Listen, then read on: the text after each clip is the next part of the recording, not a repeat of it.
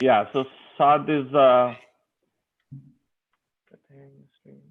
give me 1 minute, Ramakrishna. I will make you the host for the Facebook Live. We are going YouTube Live right now. Okay, good. You are going YouTube Live. That's fine. Okay, good. I think Umar Khalid is here. Yes.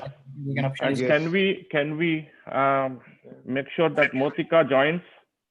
So Motika is saying you need to approve, and I think I don't know why. But did you send her this new one? So yeah, Umar Khalid is here with us. Yeah, am I audible? And I am waiting for Motika. Jamil Bhai, can you see Motika in waiting room? No. He's saying it's continuously sending the register for the event message.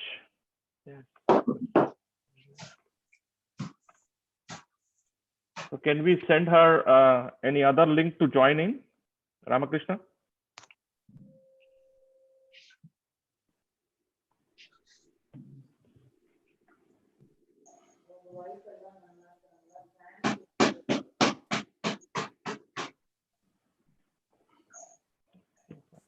Ramakrishna, are you there?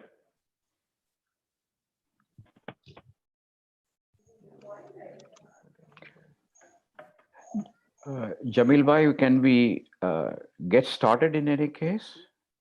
Yes, so we are waiting for Dr. Dharamvir Gandhi. Okay. I think Motika is having trouble logging in. Okay. So once she is in. What I did is I left the meeting and re-logged on, and then everything started working. I see.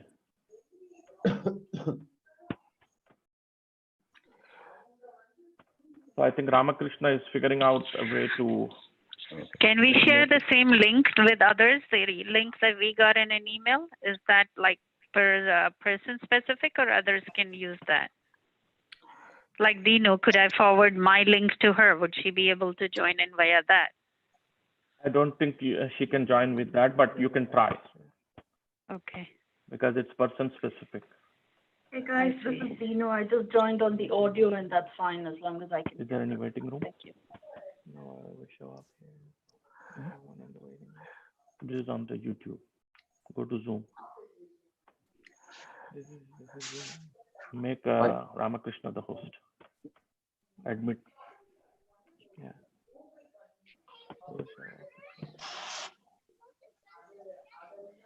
While we are waiting, Umar Bhai, this is Raju Rajagopal. I represent Hindus for Human Rights, one of the co-sponsors. So welcome and thanks for your patience. Thank you for inviting me over. And am I audible? Yes, you are. Yes, you are. Ramakrishna, I made you the host.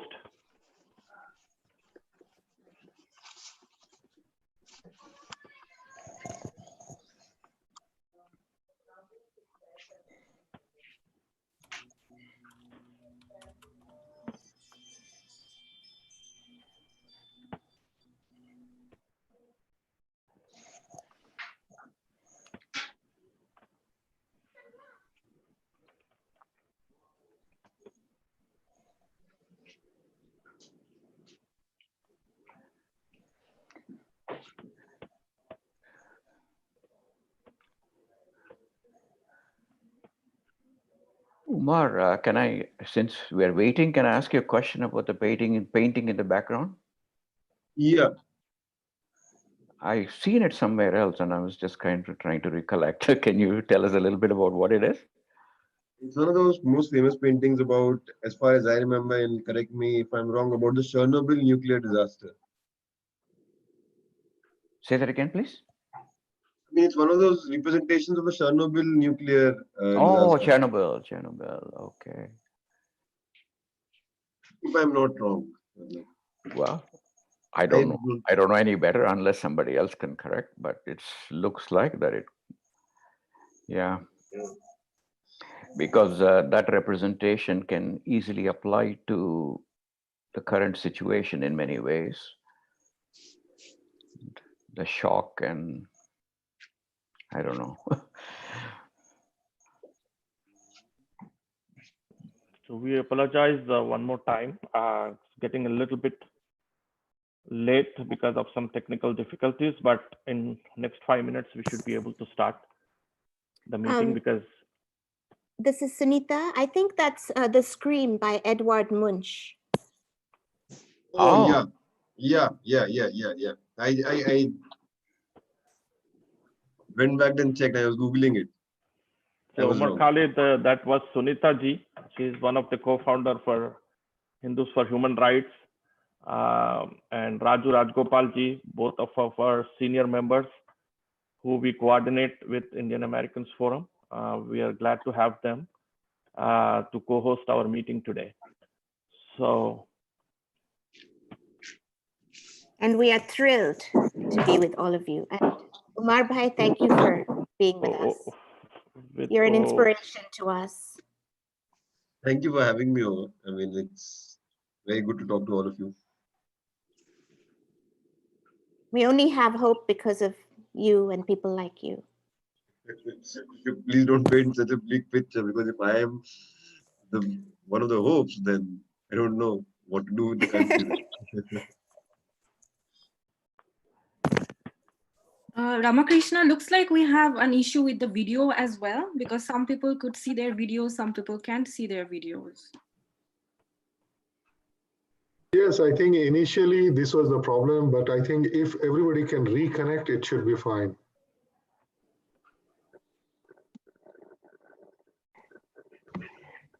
Yeah, that's what I did. I left the meeting and re-logged in using the same link, and then everything came back alive. Raju sir, your video is not working. Like, at least I can Oh, see. that's because I have turned it off. Let me put it Oh, on. okay. Sorry about that. There you go. Yes.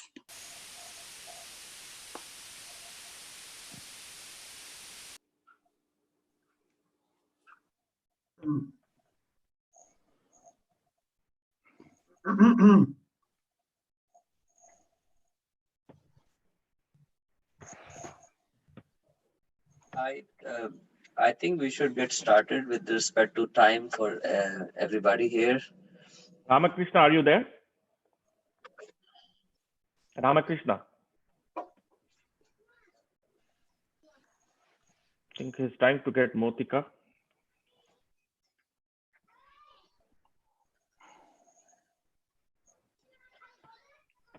So, Jamil bhai, you were going to introduce Umar, right? So, do you want to get started in the interest of time? I know everybody has a busy weekend. So, Thank you. Debalina, are you? Jamil bhai, sorry for interruption. Is Dr. Gandhi joined? You are the host. So, is he joined or is Motika in? No, Motika had some trouble to join in, but I think Dr. Gandhi also not there. Just give me a second, but you can continue. I'll bring the people. I have sent Dr. Gandhi's introduction. Neither can Dr. Gandhi. So Dr. Gandhi and Motika are unable to join for some reason. Yeah, I'll bring them in. Just so let's do the Facebook Live from your end. You work on the background because Umar Khalid is going to go first anyways. Okay. Then you can admit Motika and Dr. Dharamvir Gandhi in the meantime. Sure. So can you go Facebook Live and make me the host so I can start the program? Sure. You can just start the program. Let me see. I can start. Give me a second. I will say officially yes. Motka, I'll call you in a second.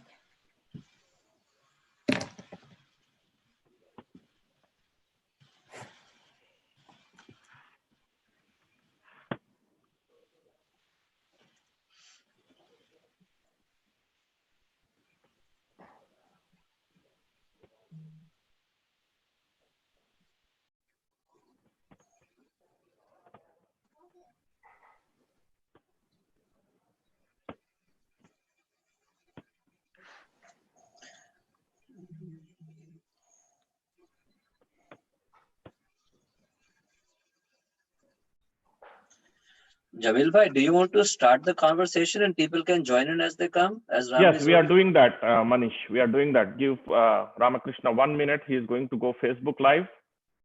Okay, okay, thank you. Yeah, so we are already on YouTube Live. So very good. We are figuring out a Facebook Live, and once the Facebook Live is live, then we will start officially the program where Ramakrishna will work from behind the scene.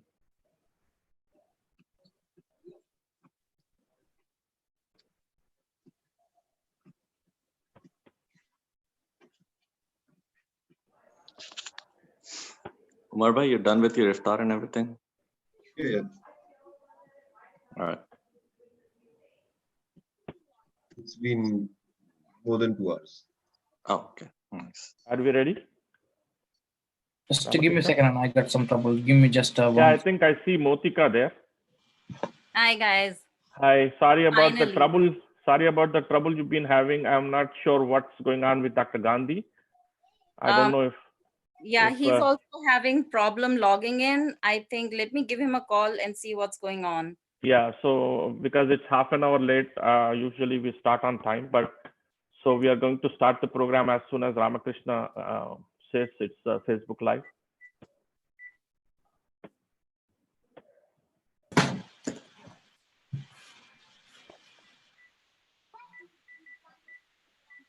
Are we ready, Ramakrishna?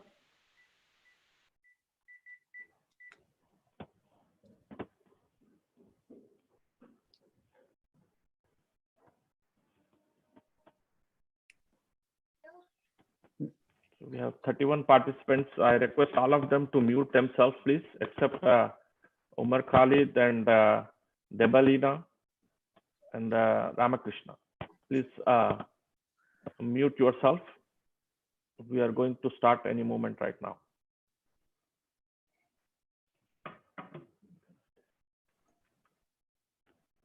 Can you put this YouTube link into my groups? Jamil bhai, go ahead and start. Yes, so welcome to the program organized by Indian Americans Forum on the topic of growing religious intolerance in India. And our host of the meeting today will be Debalina Maitra. I invite Debalina Maitra to give a brief introduction, and then officially we start the program now. So I request all the participants except Umar Khalid and Debalina to mute their microphone, please. Debalina, you take over. Sure. So as we discussed, our topic today would be growing intolerance in India. So India is first time after 2000. Debalina, sorry for interruption. Can you just turn on your video, please, if it is possible? My video is turned on. Can you not see me? No. My video is on. Let me. We cannot see you. My video is on. I mean, I joined with my video itself. Oh, okay. Can you not see me again? No, I think I had a similar issue. Debalina, you may want to sign out and sign back in and make sure that Ramji, you can log back her in. It's okay. Let's go ahead. Let's go ahead. Let's go ahead, Debalina, go ahead. I could see all of you. So I was under assumption that, you all are seeing me. So anyway, Okay. My video is on from my side. So yeah, so India is the country for particular concern after 2004. So India is on the special watch list. So that's what we are going to discuss about the strategies, like, how we can overcome that and what are the problems there in the ground. And that's what we have Dr. Umar Khalid and Dr. Dharamvir Gandhi. So the first speaker is Dr. Umar Khalid, and Jamil will take over and introduce Dr. Umar Khalid. Yes, so again, welcome on behalf of Indian Americans Forum, Dr. Umar Khalid. This conference call and webinar is co-organized by Hindus for Human Rights, represented by the co-founders Sunita Vishwanath ji and Raju Rajgopal ji, and Global Indian Progressive Alliance, represented by Dr. Manish Madan, and our active members Debalina Maitra, Motika Anand, and Ramakrishna Jalla, and Dr. Rehan Khan. So I'm going to introduce Dr. Umar Khalid, even though he doesn't need any introduction. I've been following him from the JNU incident. When this JNU protest happened, I was kind of behind the scenes on the Twitter and Facebook, actively involved with the JNU leaders, particularly Kanaya and Waliullah Khadri, who is from my town, Warangal. and he's a good friend of Umar Khalid, and he happened to introduce me to him and Kanhaiya Kumar. And I've been persistent in trying to get Umar Khalid given his time, and I'm lucky that he agreed to participate in this webinar. He is a very busy guy, and everybody in the audience probably know about him. So I'm going to cut short the introduction, and I will say this, that Umar Khalid is one of them who is a known Indian figure as an activist, and we welcome Umar Khalid. Everybody knows him from the JNU all over India and internationally. So with this brief introduction, I will give back to the Balina Majra. Sure, I think we should start. Like Dr. Umar Khalid can take over and he can start talking because we already wasted like 40 minutes. So I would directly ask him to start. Thank you very much, Jamil Bhai, Debulina. And before I begin, I would like to thank the organizers for having invited me and giving me this opportunity to speak to all of you. Umar, I also appreciate. Sorry for interruption. Can you just go a little behind you? You are too close to camera. I'm sorry. Just a moment. Yeah, this is good. Right now? Can you just go back a little bit, even if you okay. If you can, yeah, like that. That'll be good. Yes, yes. Just talk relaxedly. So before I begin, I would just like to thank you for the work that you do in the US.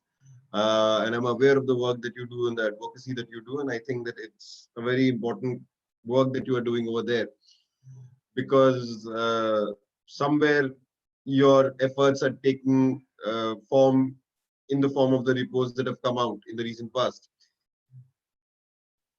However, the situation in India is pretty bleak, and as for today, the title that is given, Religious Intolerance in India, I don't agree with the word intolerance and the usage of the word intolerance to describe what is happening in India right now, because intolerance is a very benign way to put what is happening in India right now.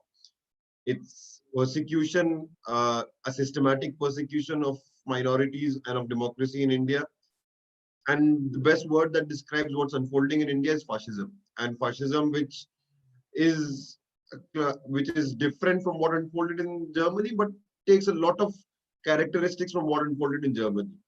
And of course, the aspect of persecution of minority is an important part of that project that is being carried out in India, but that is not the only part. Right now, we are in the middle of a pandemic and we are in the middle of a lockdown, and the lockdown has exposed all the fault lines that have been present in the Indian society, but some of which were deeply, or some of which there was an attempt to conceal in normal times. But the lockdown exposed all the glaring inequalities in India along caste lines, and of how big the crisis is right now in the country. I mean, we have a crisis of the pandemic, but we also have a pandemic of hunger. We also have a pandemic of starvation. We also have a pandemic of people walking miles and miles, hundreds of miles back to their villages because there's no other way to commute. And they feel that if they stay back in the cities, the migrant workers who came from their villages, they feel that they'll just starve to death and they'll rather prefer going back. One would have thought that during this lockdown and after the outbreak of the global outbreak of the COVID-19 virus, that probably the Indian establishment and the people in power in India would take this opportunity to actually ponder over and have some sincere way of dealing with the crisis at hand, and probably abandon, I mean, one hoped that they would probably abandon, at least at this moment, the communal project that they have been carrying out for the past many years. That they would focus on healthcare. Narendra Modi, when he came and addressed the country on the 24th of March, he appealed to state governments that this is the time when healthcare should be our biggest priority. One hoped that the central government and its various arms would also prioritize healthcare.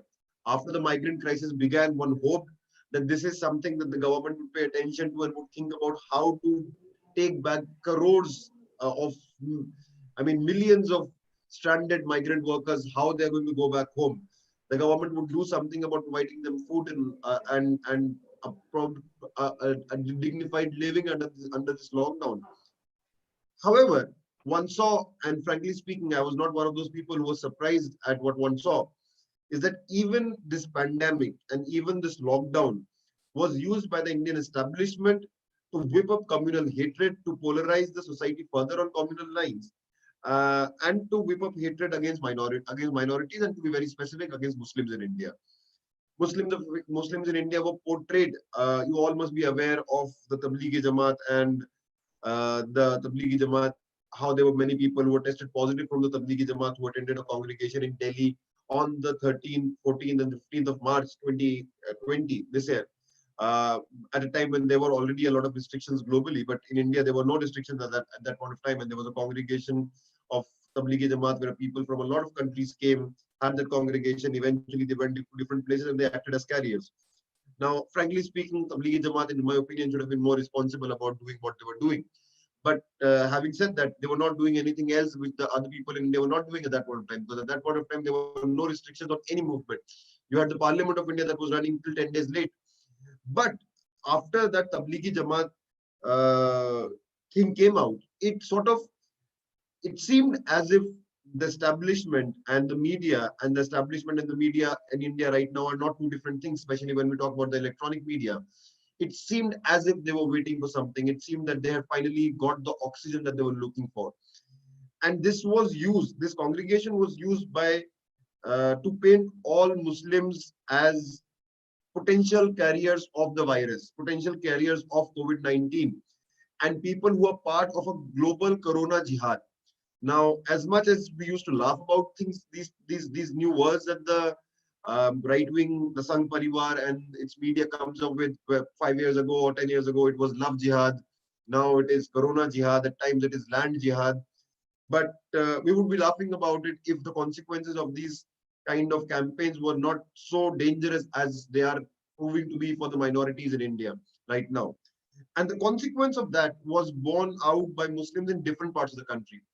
One of my friends who's with the Congress party called me. He lives in Haryana, and he said that in my village there are just 2 or 3 Muslim families who are living.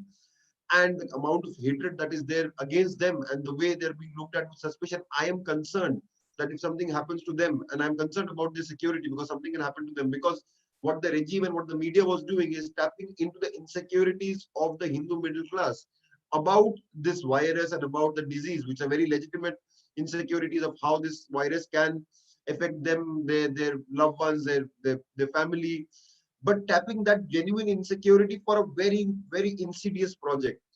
And in a lot of places, Muslims were boycotted, socially boycotted, economically boycotted. There were instances where Muslim vegetable vendors, the ones who went to sell vegetables, they were not allowed to come in Delhi. This is happening in the capital of India. A video went viral where a locality was discussing that, well, we will not allow Muslims in this locality. Enough is enough. Till the time this disease is there, where no Muslims are allowed in this locality. You had another video from somewhere else where a person was seen telling vegetable vendors that, you look, Muslim vegetable vendors have to leave right now because you can come back, but after the disease, we are really concerned about ourselves. Now, this was a consequence of what the media did. And while this was happening, I was reminded about something that was happening on social media. I mean, last year, sometime after Modi had come back to power. And at that point of time, I did not pay much attention to it because I thought that this is even the most extreme right-wing fringe of even the right wing, and this might not be something to be taken so seriously as of now. But I remember that sometime in August, September last year, there used to be these hashtags that used to trend on Twitter. Musalmano ka arthik bahishkar, economic boycott of Muslims. And you had all these anonymous accounts, you had these trolls who would keep saying this is the time has come to economically boycott this community. At that time, I didn't pay much attention because it wasn't coming from any minister. It wasn't coming from any leader. Whereas a lot of other things, for example, the things about that point of time, the pressing concern was, and the pressing concern remains, the NRC, the impending NRC, and the way the Home Minister was speaking about migrants and Muslims. There were concerns about Gaurakshaks and lynchings and all of that. So at that point of time, one did not think that this is what they were heading towards. But when the COVID-19, this kind of campaign started by the media and the consequences started unfolding, I was simply reminded of that. And this taught me one important thing, that don't take anything lightly as when something comes from BJP IT cell or something comes on the social media or anything, and it's part of a project. Now, I'll come back to this project, but I'll come back to this project that and look at the various constituents of this project and the way this project is run. But before that, one more extremely alarming thing that is happening in India right now, and I'm extremely concerned, I'm extremely alarmed, is that the cover of the lockdown is being used. Umar Khalid ji, just a second. Dharamvir Gandhi has joined. Dharamvir sir, Umar Khalid is speaking. So welcome to our conference call. Okay. So I'm muting everybody now. That way Umar Khalid can continue his talk. Yes, sir. Go ahead. So on the one hand, there is this hate and this hate campaign that has been started against the Muslims using the Tablighi Jamaat as an excuse. The other thing which is extremely alarming is that the lockdown is being used by the police to witch hunt students and activists who were active during the Shaheen Bagh movement in Jamia Millia Islamia, in the anti-CA protests. And it's extremely concerning that these people are being arrested right now and being implicated in the cases related to the anti-Muslim riots that happened in the month of February in India, when at the same time when Donald Trump was visiting India between 24th to 26th of February or 23rd or 25th of February, during those days. Now, one more part of this project is that Muslims, I mean, this might seem extremely, it won't make any sense in the normal circumstances that you are seeing Muslims being arrested for anti-Muslim communal riots. But that is what is happening. That entire history, and when we talk about the project of rewriting history, we talk about how the Sangh Parivar wants to rewrite the history of Aurangzeb or of Tipu Sultan or of the Mughals or of the British, the colonial times, of the Mopala rebellion. Here we are seeing that the Sangh Parivar and the government in power is rewriting the history of something that happened less than 3 months ago, and something that we all saw, something that is extremely well documented, something that we all remember, that is fresh in our memory, that is in this digital age was covered by so many media houses, even if the propaganda channels of the government were showing only what the government wanted to show, but there were other people who were documenting it on ground, and they were international reporters. But in India right now, it is being said that the Muslims were the masterminds and were the people who were behind the conspiracy of the anti-Muslim Delhi violence.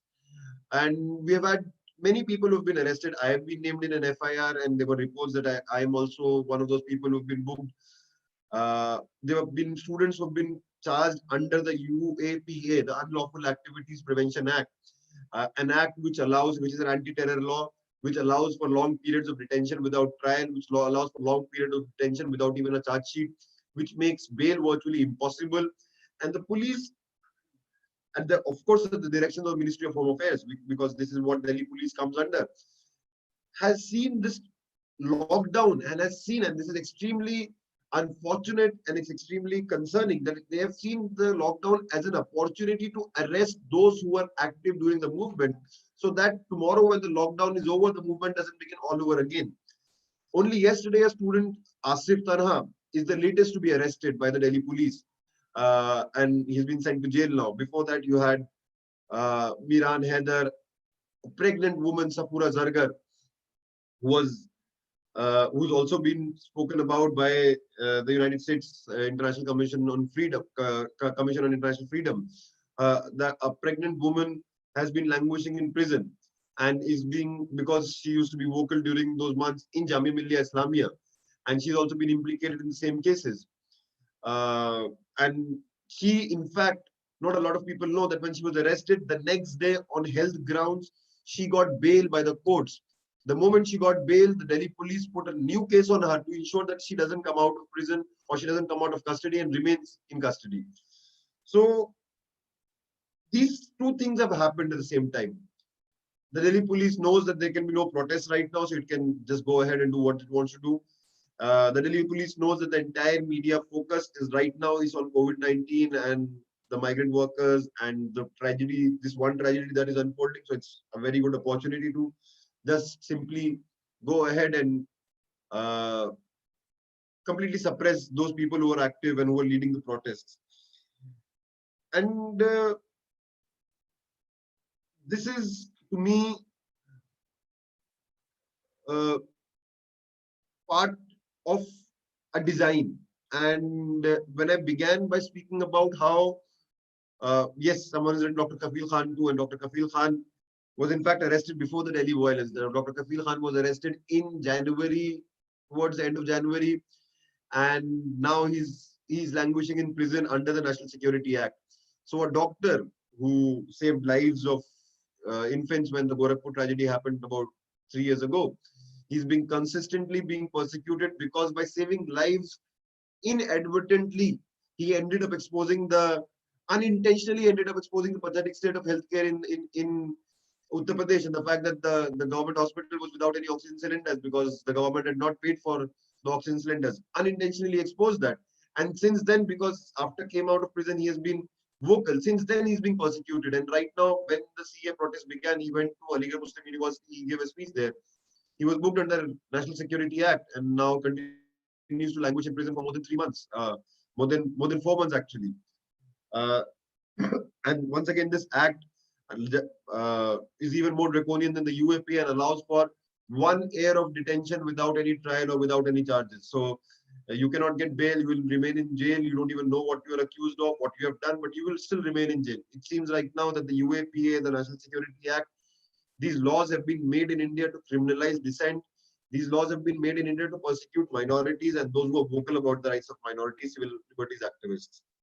Now, when I began, I spoke about how I'm not comfortable with the use of the word tolerance because the word tolerance is too benign and doesn't encapsulate what actually is unfolding in India. It's a project. It's a project to turn India into something else than what it was. And it's a project for which there is a machine that is working round the clock, 24/7, 365 days a year. It's a machine that has various constituents. Propaganda is an important constituent of that project, of that machine. And all the time you see the propaganda is also at multiple levels. There is a direct propaganda that RSS has with the people through its various shakhas and through its various cadres on the ground. On the other hand, the various means of mass propaganda, for example, WhatsApp, for example, social media, and how that WhatsApp is linked with propaganda websites that are always looking for Muslims to make the slightest of mistakes. Now, the point is, Muslims are the minorities in India, but right now there are more Muslims in India than in most countries, in most Muslim countries, just because of the sheer size of India and just because of the sheer population of India, the overall population of India. There are about 20 crore Muslims of India, and you will always have isolated instances of crime, criminality, of something somewhere Muslims doing something wrong. That is not something that is specific to Muslims, that is something that is specific to Indian society.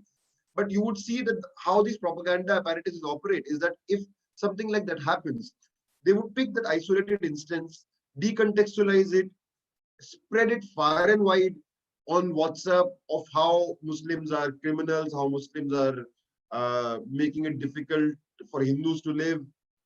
Hindus are in danger, Hindus khatre mein hai. That's been one of the narratives that this government has carried on for far too long. And before you know it, very soon, this will also be on national television. This will, the Arnab Goswamis of the world will also be debating on it. They've been called out many a times, this Z News and Republic TV and Times Now, for spreading fake news, but I don't think they have a problem with that. And the other part of that machine is, of course, the police and what the Delhi police right now is doing, or what the police in various BJP states. So, for example, the anti-CA protests, the instances of violence, the instances of arrests only happened, or instances of what was portrayed in the media as protests turning violent or protesters turning violent, interestingly, or probably not so interestingly, happened only in BJP ruled states. In states where the BJP was not in power, you had lakhs of people coming out on the streets, but there was no violence. And there was a very interesting report that came out back in December itself when the CA protest had just begun. that in the state of West Bengal, where BJP is not in power and where Mamata Banerjee is the chief minister, in the state of West Bengal, when the protest had just begun, 3 people were caught throwing stones, caught protesting against the CAA and throwing stones at a train in the railway station. And these were people with a skull cap and visibly Muslim. But after the Bengal police caught them, they found out that these were RSS workers who were wearing the skull cap as just to camouflage their identity. But if this had happened in some other state, there would have been, if 3 people were caught, there would have been a 4th RSS guy who would have been quietly making a video. And before you know it, this video would have been sent to various WhatsApp groups. This video would have found space in propaganda websites, and not too long, not too later, it would have probably come even in primetime television. And then the entire narrative would have turned and twisted of how Muslims are spreading violence. So in Maharashtra, you did not have instances of violence. In so many other states, in Madhya Pradesh at that point of time was Congress ruled. It did not have any instance of violence.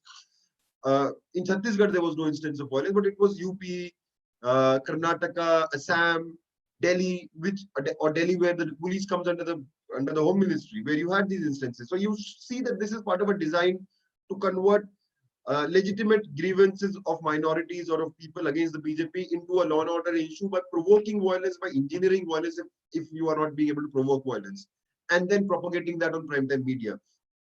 When I was talking about Muslim criminality and how that is presented, as I wrote a tweet the other day, that it's very similar to how the white supremacists used to operate, or probably still operate in the US, that they would look for the slightest of mistakes or slightest of wrongdoing by any black, and they would catch that and amplify that and spread that far and wide, and then would say that this is how they really are. This is inherent to the DNA of the blacks, and that's why these racist discrimination and the demarcations between cities, segregation is important for society at large.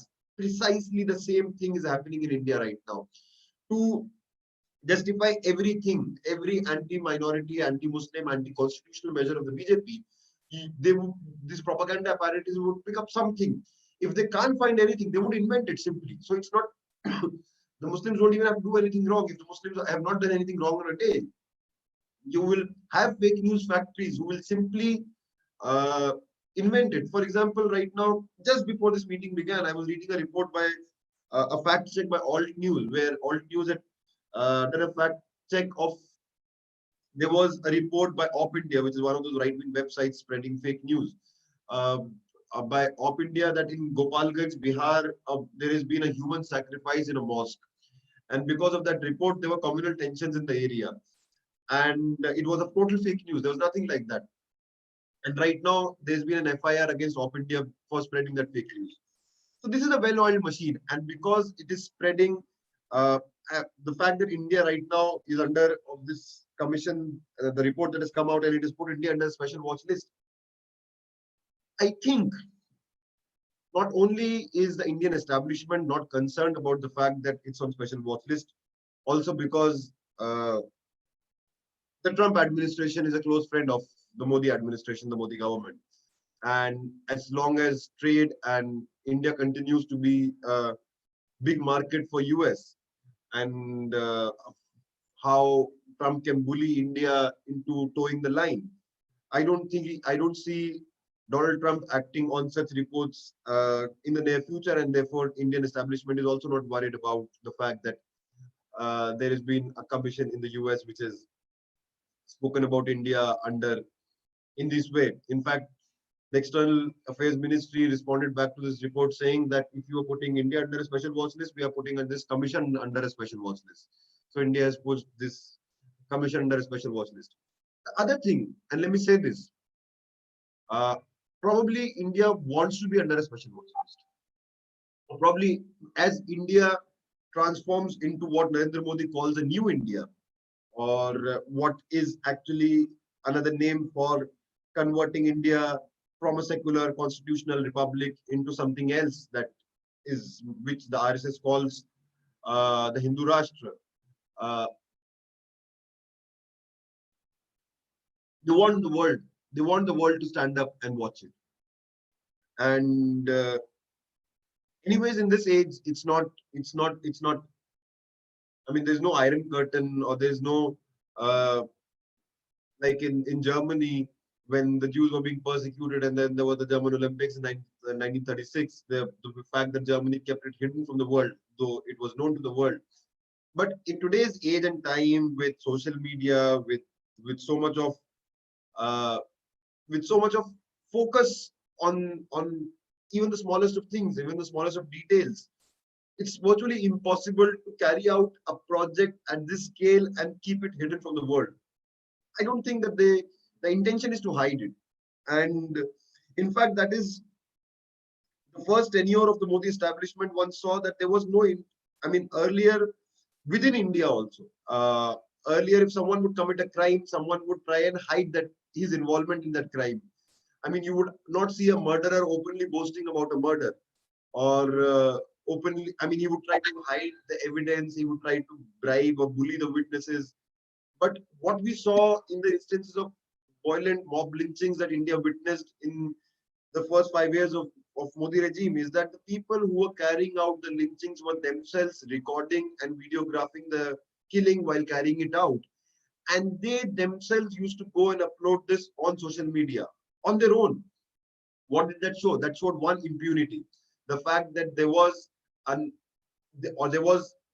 their head an assurance from the establishment that nothing would happen to them. And actually, nothing has happened to them.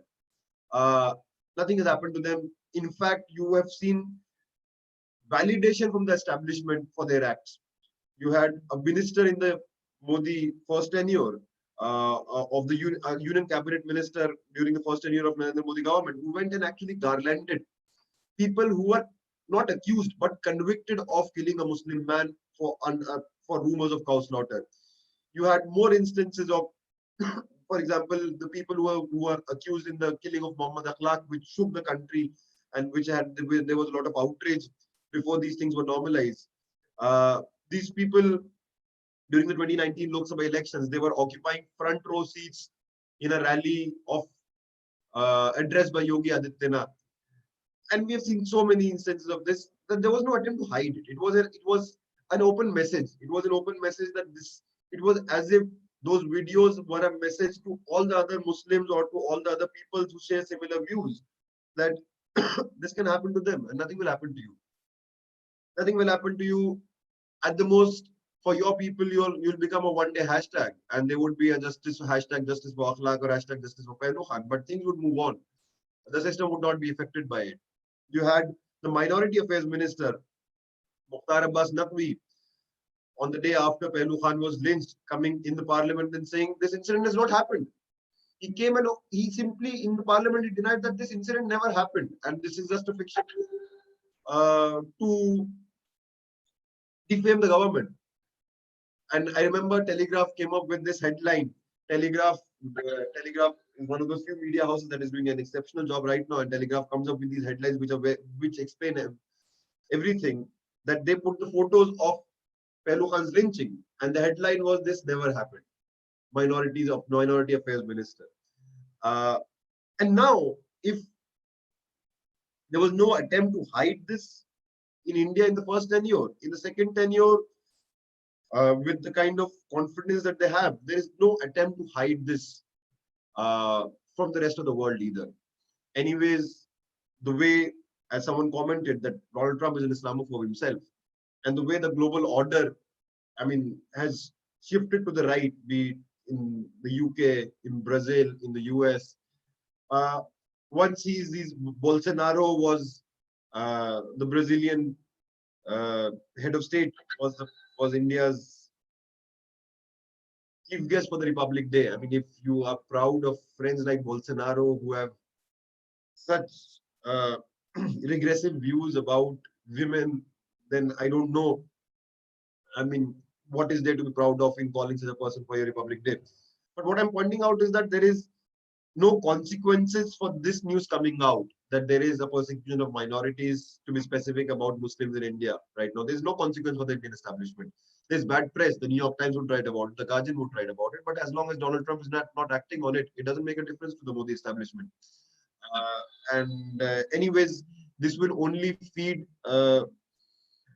his narrative of victimhood. This will only feed his narrative of of Hindu victimhood from the global liberals and these Muslims. A few days ago, you had people in the Gulf, surprisingly, writing about it after instances of bigotry of right-wing Indians living in those Gulf countries. You had a lot of intellectuals and a lot of prominent people from within the Gulf, from West Asia, writing about it. But I don't see even those countries acting on it, and I don't think that this is something that worries the Modi establishment, because this will then feed stories of how these global Muslim networks are trying to victimize the one Hindu leader that India finally got after, I don't know, hundreds of years. So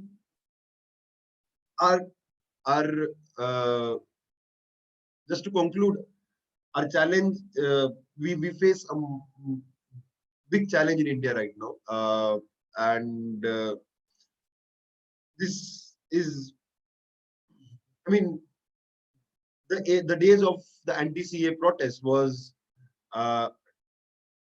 days which showed something, and that little spark that it showed is something that I would want to conclude by. When in the first 5 years of Modi establishment, the Muslims in India, because we are talking about religious persecution and the religious divide, the Muslims in India were told at different point of times to stay silent.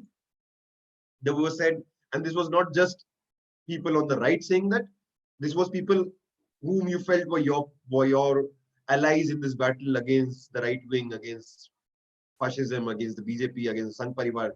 They were telling you that stay quiet.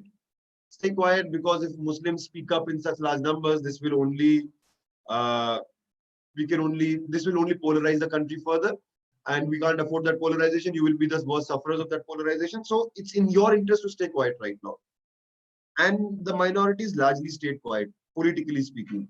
They were not in many protests in such large numbers. But that didn't change anything. It didn't check the polarization. It didn't check, and I've said this many a times in meetings of secular liberal activists, that this is not something that we should tell the minorities. Not only is it patronizing, it also ensures that by saying so, the sane voices we are only silencing the sane voices amongst the minorities. The media channels can still find some maverick Muslim-looking Maulana who will be brought on media channels as the representative of Muslims. So you can't silence 20 crore people. You will just silence the same people. So and that will polarize the country further. So it's very important that minorities have to speak. And when Shaheen Bagh happened, one saw that after those 5 years and the bottled up frustration that was there in these 5 years, people came out and spoke. But that frustration can lead to cynicism. It can lead to anarchy. But in this case, it led to political maturity. It led to political maturity of exceptional nature. That here were people who have been dehumanized, demonized, brutalized, persecuted, witch hunted, lynched. They were coming out and they were speaking in a language which was politically so sharp, so aware of developments, constitutionally so aware. Using the constitution as a weapon, a non-violent protest of this scale, it stood up, it braved everything. It braved the worst forms of demonization and the worst forms of violence and threats of violence from the establishment, but it continued on. And the best part about it was the fact that Modi was trying, right after coming back to power, to portray and posture himself as the savior of Muslim women. Here were Muslim women telling Narendra Modi that, we don't want you to save us, we can save ourselves and we can be our own spokespersons and we can fight this battle on our own. So exposing this entire facade of Modi's concerns for Muslim women. And that brings in a new politics. Just to conclude my presentation, it showed that there is a need for a new politics that talks about this persecution and the people. It was not just, probably we can speak more about it in the question and answers. It was not just the fact that Muslims were speaking. It's also about the fact, or Muslims were finally speaking. It's also about the fact that who amongst the Muslims were speaking. It was a new, fresh voice. The voice that even within minorities have not been heard before on the political stage. The Muslim women, the Muslim young students of Jamia Millia Islamia and other universities. And they were speaking not from a sense of victimhood. They were speaking and asserting political subjectivity, and as political subjects they were speaking. And when that happens, and when any community stands up like that, it's very difficult to suppress their voice. Thank you very much.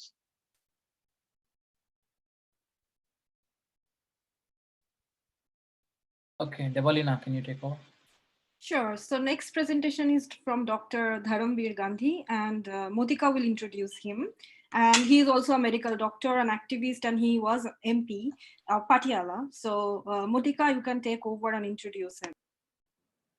Great. Thank you so much. First of all, Dr. Gandhi and we, for whatever reasons, were having some technical issues in joining. So I apologize that we got the entire webinar delayed. So I'll just go ahead and introduce Dr. Gandhi, who's here with us. Dr. Dharamvir Gandhi is an Indian politician and was earlier a member of the Aam Aadmi Party. He's a member of parliament from Patiala. During his college days, Dr. Gandhi was detained for a month in Amritsar for protesting against the 1975 emergency. Besides doing medicines all these years, he also stayed with and worked for migrant workers' rights in Ludhiana, the industrial hub of Punjab, from 1981 to 1984. He organized intellectuals into an association for democratic rights. He built and established a rural health care model in village Bilaspur, the one appreciated at national level. He has been fighting for women, Dalit rights all along. Dr. Gandhi joined politics inspired by the 2011 Indian anti-corruption movement and campaigned for the Aam Aadmi Party during the Delhi Legislative Assembly elections 2013.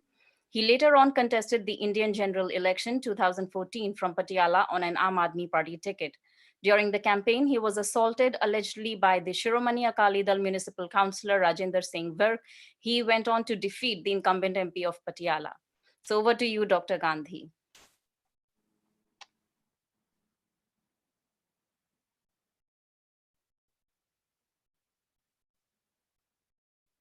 Can someone unmute Dr. Gandhi, please? Yes, you are unmuted. Yes. Thank you, friends. Thank you, everybody, for giving me an opportunity to attend this June meeting on this such an important issue concerning all of us and enriching each other through mutual interaction.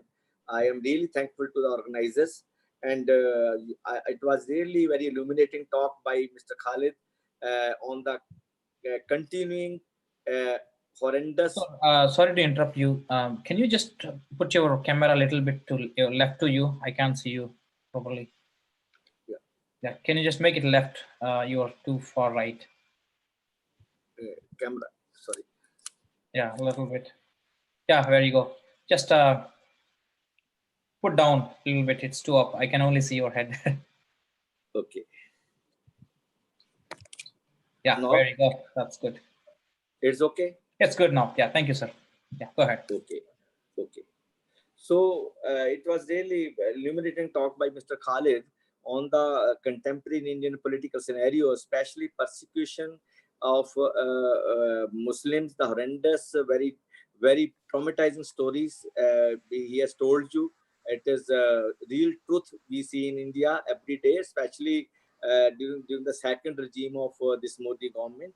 And this BJP government in its first phase, that is from 1914 to 2019, they did not act actively on the government level or at the party level or even at the Sangh level.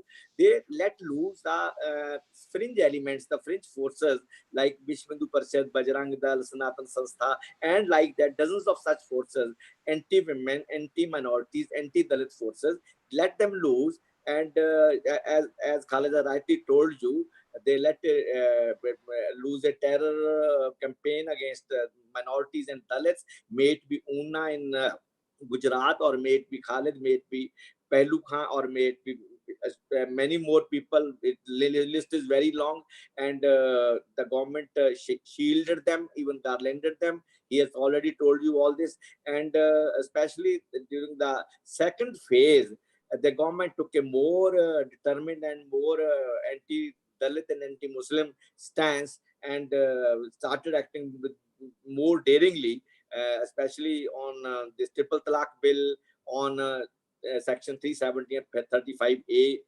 repealing of the section from Jammu and Kashmir, then of course Citizenship Amendment Bill, then nationwide NRC, then of course NPR, which envelops all the elements of NRC as well as CAA, and is a very draconian and anti-constitutional attempt being done by the BJP government to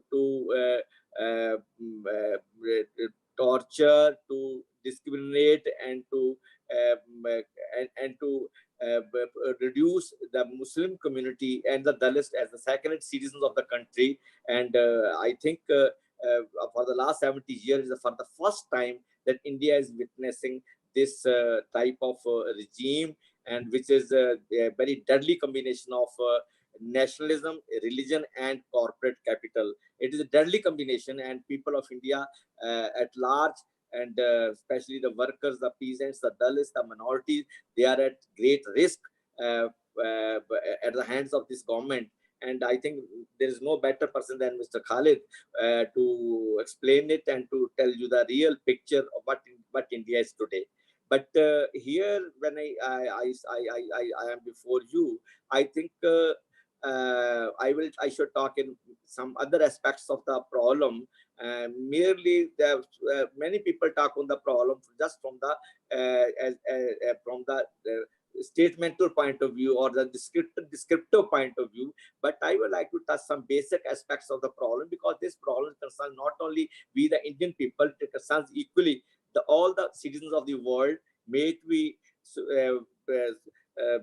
white racism of Trump, initially against blacks and now against Hispanics, may it be emergence of new far-right forces in some country of the Europe, and may it be India or some other countries of the world. So this is a danger to the polity and to societies all over the world. And if the societies are to search further with a positive advance and with a meaningful advance in 21st century, we all have to tackle these problems coherently with all our conviction and clarity on the issue of this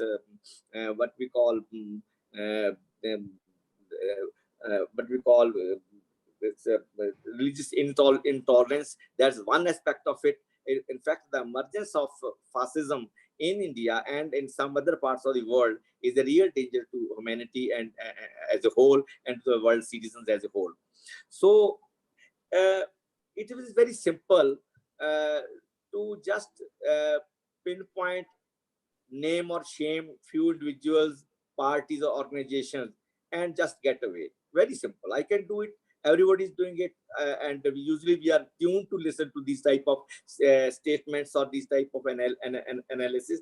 But I think when we are to tackle this problem, we have to go into deeper details and the genesis of the problem and what lies in the construct of society, in the tectonic plates of the society, which keep on moving, and it is these tectonic plates of society which determine the political social structure, political social movements, and the future course of society from time to time. So I will stress upon in my brief lecture the issue of society as such, the issue of the construct of society, Indian society, from wherein does all these things flow. And not only during Modi time, but even earlier, India was never a genuinely secular democratic country.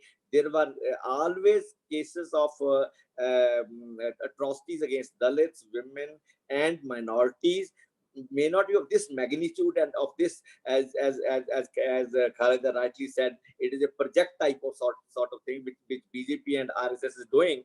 But on a less larger scale, it was never could be called a genuinely secular, genuinely democratic, and genuinely a country free from discrimination against women, Dalits, minorities, and other weaker and the marginalized sections of the society.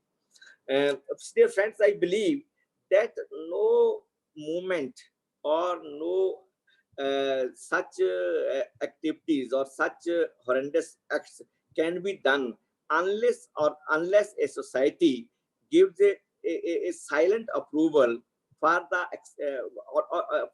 approval and acceptance to such acts.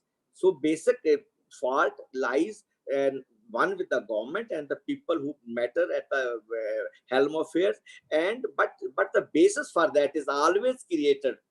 There can be no Trump if there are not people in America who support super racist, this white racist policy of Trump administration or Trump himself or Trump's party. So similarly in India there can be no Modi if society does not accept Modi, does not accept his ideas, or does not accept a Hindu India or a Hindu Rashtra. So while touching these issues, day-to-day happenings, we will have to look at the Indian society right from quite long time, ever since the Muslim invaders came. They looted and went back. Then Muslims came and they settled here. There were good kings, there were bad kings, there was tyrant kings, there were nice kings. I mean, those who talked of religious tolerance and even Deen Ilahi and all that.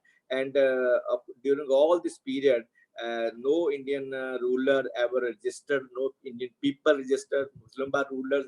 The subjects were mainly Hindus, and all this period from 12th century to mid of 17th century, first to the last ruler.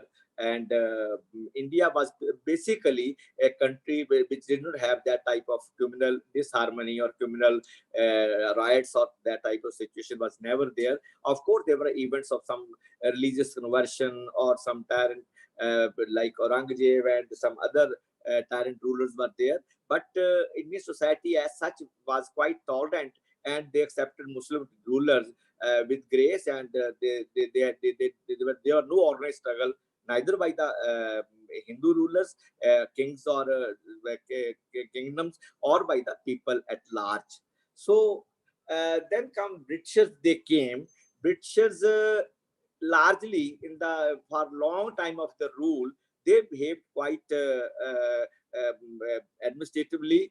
They did not act communally, nor did they fan communal feelings or communal hatred or communal atmosphere in the country, because that didn't suit their interest. Number one, it did not suit the interest of the British Raj. Number two, Muslims and Hindus were equally being looted and plundered and tortured by the British Raj. And number three, the Britishers, they had come with some modernity with them to this semi-feudal society. So they did not go into these things. They are in fomenting communal trouble in India during all the rule, except starting from early 20s, when the Indian national movement under Nehru and Gandhi, it came up, and the agenda was being settled for freedom of India, for India gaining independence. So it was at that time that the Britishers, they played communal card. This when the head count started, the Muslims felt insecure. They thought that in a majority Hindu India, they will have no political rights. They felt insecure, and then came the demand for a separate Muslim country. And in between, I just forgot to mention that there was Hindu resurgence in around 80-70, or in the late years of 19th century by Gobind Ballabh Pant, by some Congress leader, and he in the entire Hindi belt, he raised the question of Hindi and Urdu, and quite convincingly and quite smartly, he made the question of Hindu and Muslims also. So it was not Hindu and Urdu, but died from Hindi belt to Punjab, Arya Samajis, especially Madan Mohan Malviya. So he just did a communal politics under Arya Samaj movement. Overtly, it was a reformist movement. Covertly, it was to create a divide and talk between Hindi and Urdu, and between Hindu and Muslims, and empowerment of Hindus. RSS was not there at that time. It was never on the scene. It came back in early 1920s. So it was basically Arya Samaj And it was Arismaj and Vishwandhu Parishad at that time, which raised this bogey of Hindu domination or Hindu resurgence. And that also led to the fanning of communal feelings and communal hatred against Muslims during that period. Of course, the national liberation, national freedom movement under Gandhi and under Mahatma Ji and under Mr. Nehru, both with their own capabilities and skills. Gandhiji under his secular plank and genuine secular plank, and Gandhi and Mr. Nehru under modern secular plank, which had who had a scientific temper, and they successfully led this movement till late away from the communal lines and didn't allow communal feelings to emerge or communal hatred to take roots in the Indian society and Indian struggle for independence also. So this is a great achievement of Congress, and which Congress carried till late and till its demise from the Indian political scene. May not be with that vehemence and with that conviction, but ultimately it was much better than the present political dispensation at the center and various states of India. So the independence at the fag end of the British rule, they also played a card. They came with the when the head count starts, the Muslim felt insecure. They played the card and which ultimately resulted in creation of two countries based on religion, India and Pakistan.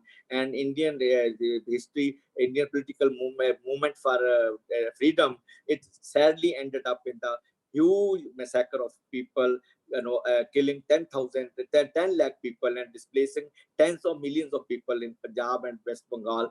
And this is a sordid story of partition, which we are living with even today, and which laid which deepened the fissures between Hindus and Muslims. This partition story, it deepened the fissures between Hindus and Muslims, for which history, Arismaj,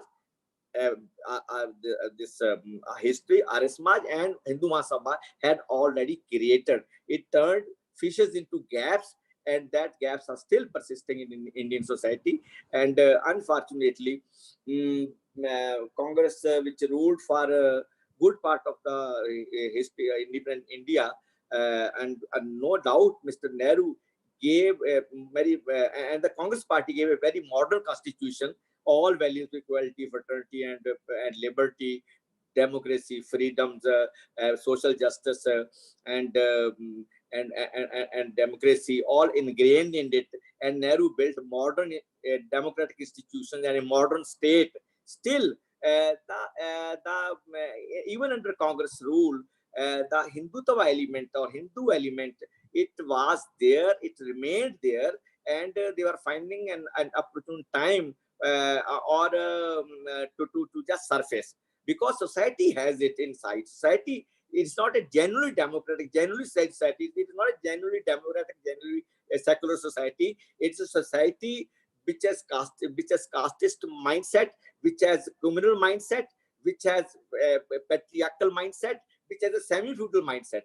So Congress did not, the Nehruvian modern secularism and Mahatma's genuinely religious secularism could not convince Indian people, could not take Indian people along towards modernity, towards tolerance, and towards a cohesive society away from religious, casteist, and patriarchal politics.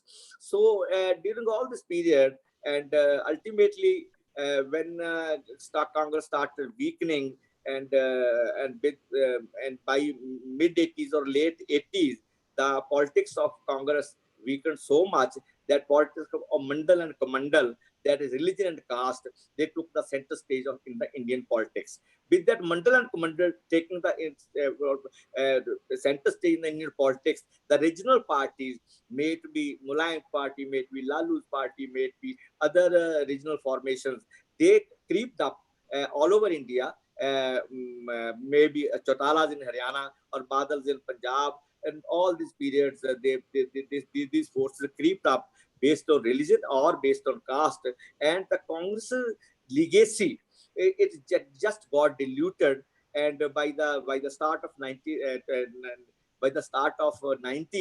the Indian political scene was mainly dominated by casteist and religious politics, and this was the time. And even before that, this Advani, when Congress influence was fading, and casteist and religious politics was gaining ground, it was a very fertile ground for BJP to gain ground, to inculcate ideas among the people about Hindutva, Hindu nation, and Hindu Rashtra, and BJP from in 1984, 2 seats in Lok Sabha from 1984 sprang up to 302 in 2019, just because of this historical change which occurred in India during all these years, starting from 47 to 90s, and with the coming of a Mandal and Mandal movement, the religious and casteist politics, and of course this BJP, Advani's Rath Yatra, demolition of Babri Masjid, and then of course Gujarat genocide, Delhi genocide in a different way and by different forces. All this happened during this period, which led to polarization of Indian society, which never got rid of, historically never got rid of casteist, religious, and patriarchal politics. So it was in this scenario that this BJP merged up as an agglomerate of so the narrative for politics in this period, I mean from 90s to till date, electoral politics, BJP, which has, it's mainly religion. Then secondly, it uses local contradiction among the castes also, and thirdly, it has not totally abandoned the agenda of development also, of course in a corporate way, by making a strong nexus between corporate capital, nationalism, and communal, and nationalism, corporate, and religion. So it is a very deadly combination. It's a combination which will take the country towards fascism, I believe, strongly believe. So it is in this context that, and understanding the tectonic plates of society, structure of society, the construct of society, which we must understand if we are to fight this emerging fascism in India, and which has implications for the entire world. India being a large country, which has pluralistic nature, and which has many identities, religious identity, cultural identities, linguistic identities, and national identities. So in a country as vast as India, as diverse as India, democracy, pluralism, and secularism is a must for the world also to gain strength and the right kind of politics to surge ahead. So danger in India is a danger for the world also, and danger for a smaller or bigger country all over. So it is our common concern, whether we are in India or you are in America. It is our fight for the future, for the better future of mankind, and away from all these vices I have already mentioned. So now, what is the way out? What is the way out?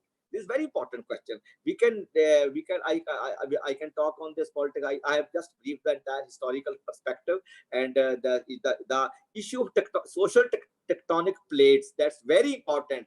India is still a very backward, patriarchal, casteist, and communal society. It is a potential to go anyway. So what is the way out? I believe that at the moment, after the collapse of Soviet Union and the historical betrayal by China, in the left forces or left of center, extreme left of center forces, they are not able to take on fascism at this historical juncture, as Russia did long time back, as many countries did long time back. At the moment, the working class force all over the world is weak. Is very weak and is not able to take on the existing political dispensation, backed by a very well-structured, well-oiled project. But he has rightly called it a project, not just a propaganda or just a simple moves to destroy this project. What we need to do in India. So it is very important. So my after thinking a lot on the contemporary politics, contemporary scenario, and the forces active on the ground, and being myself a political activist, may it be CAA, NRC movement, maybe issue of Kashmir rights for Kashmiri people, may it be women, Dalit rights, and UNA event, or atrocities against women. So I have I have thought a lot and discussed a lot with my friends, which believe, and we believe, that at the moment the Congress will have to act as a left of right party, left of center party. Dr. Gandhi, in the interest of time, if we can wrap it up in a minute, please. I'm wrapping. Just 1 minute. Just 1 minute. So I believe that Congress must act as the left of center party. It has no other option also, otherwise it's going to decimate totally, and the leftist forces should side with them, and along with other democratic, secular, and minority, Dalits, and all people. And only this unique combination, this forceful combination, can take head on against this divisive, anti-minority, anti-Dalit, pro-corporate, anti-working class political dispensation in the country. Thank you very much.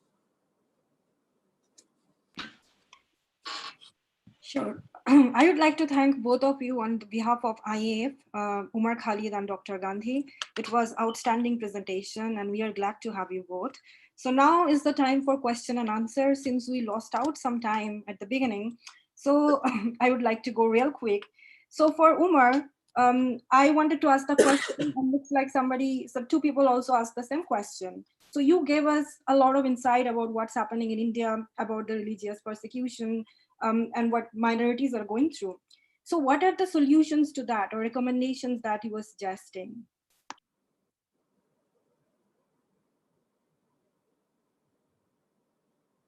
Can anyone unmute him? Who is this question to, Umar Khalid sir or Gandhi? Sure, Gandhi. It's for Umar Khalid. Am I audible now? Yes. Yes, you are. I mean that what to do and what is to be done. I mean that can be the topic of another presentation altogether. But in very brief, I expected this question, which is why I ended with the anti-CA protests in Shaheen Bagh and Jamia Millia Islamia. I think this question also has two parts. It's connected to another question as to what can people outside India do. But let me first come to what can people do within India. When the new political imagination, and it at a very, very nascent stage, and without any of the major political parties backing that political imagination, that came out of Shaheen Bagh was the fact that, as I said, that it was not just the fact that Muslims were speaking, but who amongst the Muslims were speaking. And it was the people who have been actively marginalized even by the older secular parties.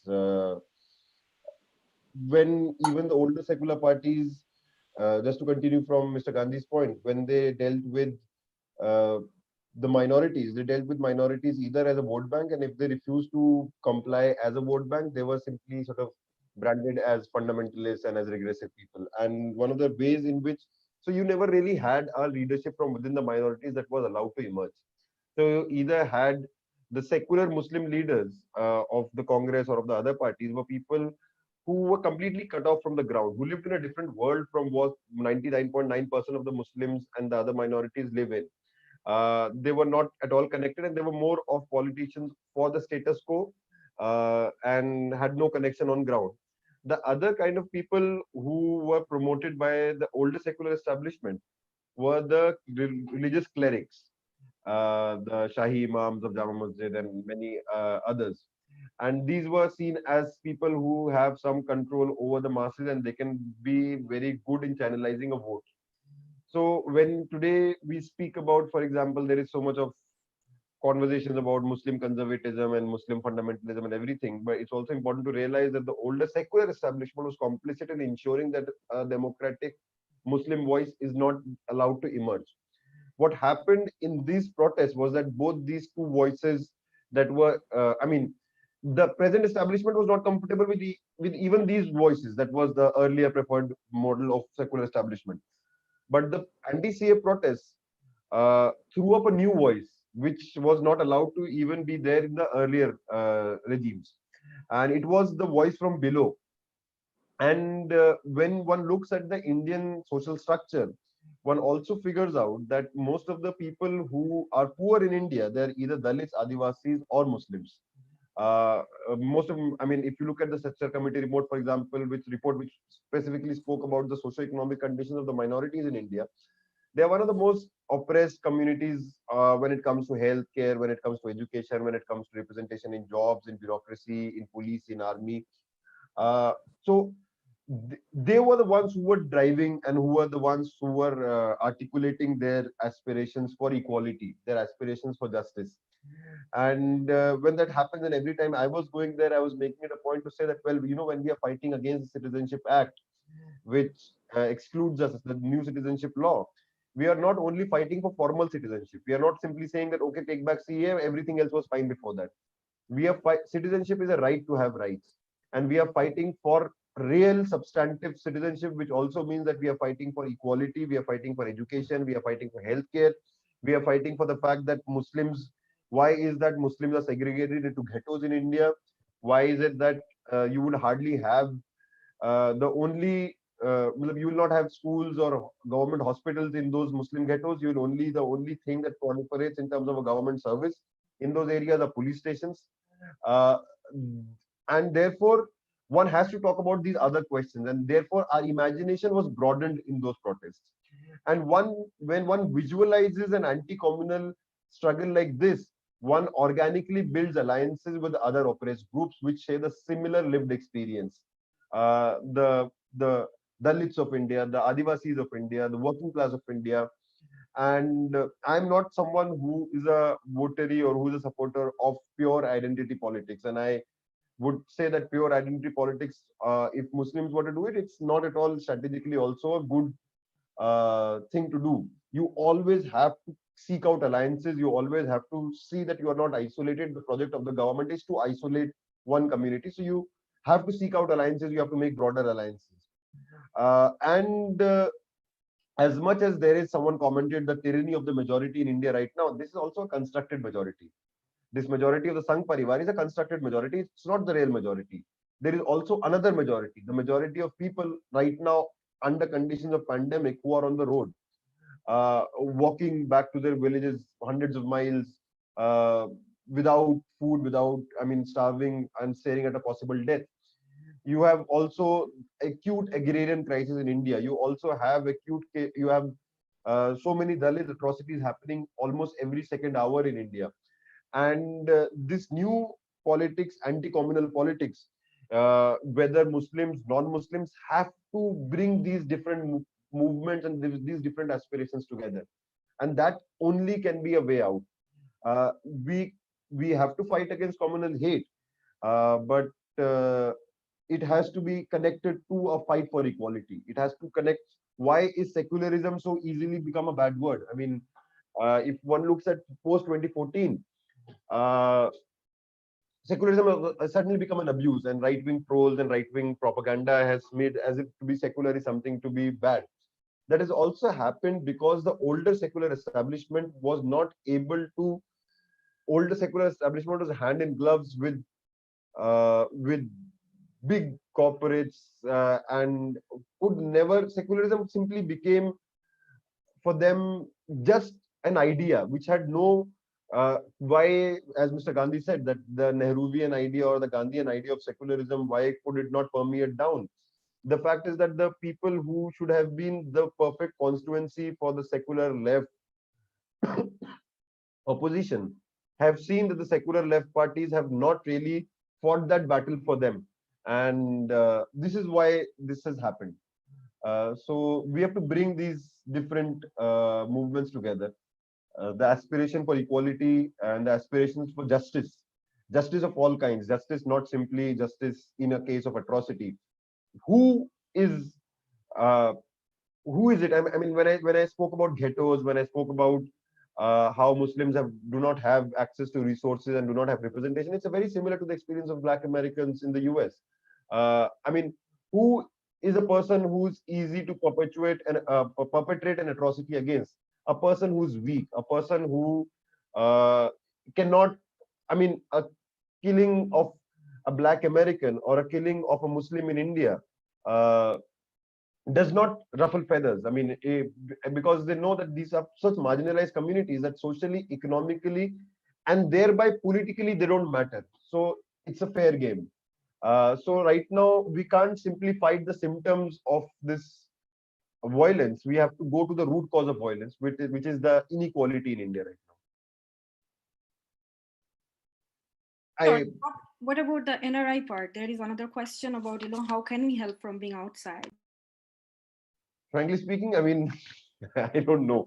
I don't know how can you help. I mean, one of the things that we really look forward to is, and you people are doing exceptional work in terms of a lot of things. One good thing that you have, which we don't have in India, is that you don't have the kind of repercussions for speaking the truth about India that is there in India right now. I mean, I am possibly staring at a possible arrest in the coming few days. I mean, there is an FIR against me, and so many students are being arrested. I mean, not that worries me a lot, but we'll see as it comes. But so you can speak the truth in a much more unfiltered truth, and that is something we look forward to from the NRI community, from the Indian Americans and Indians in other countries speaking up, to speak out and to make these international campaigns in solidarity with the people of India fighting against this brutal regime. But the other thing I would also want to say, and this is just an earnest hope and an appeal to all of you: dislodge Trump the next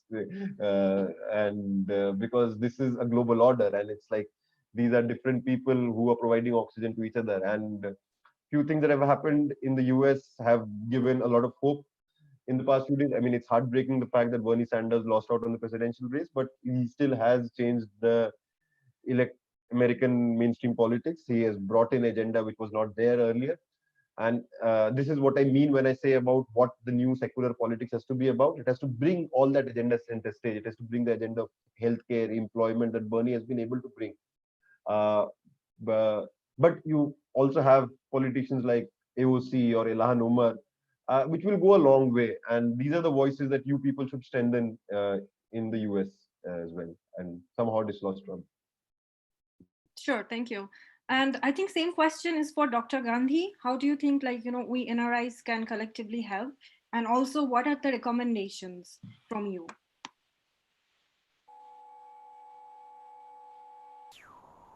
Ramakrishna, can you unmute Dr. Gandhi, please? Yeah. See, as Khalid rightly pointed out, we people are living practically in a fascist state now, and it is very difficult to speak the truth. And the way we get trolled on every right thing we say on Twitter or on Facebook or on social media, we are trolled day in and day out. And everybody's and this the 24-hour working machine of BJP is working day in and day out with thousands of employed youth deployed for this purpose. And you people sitting in democracies of Europe or in America are in better place to speak the truth and place it before the people of the world the actual picture of the real picture of India today. And you can mobilize public opinion. You can, he's rightly said, you try your best if possible to dislodge Trump, because he has become the epitome of corporate capital and epitome of supporting anti-people regimes all over the world, and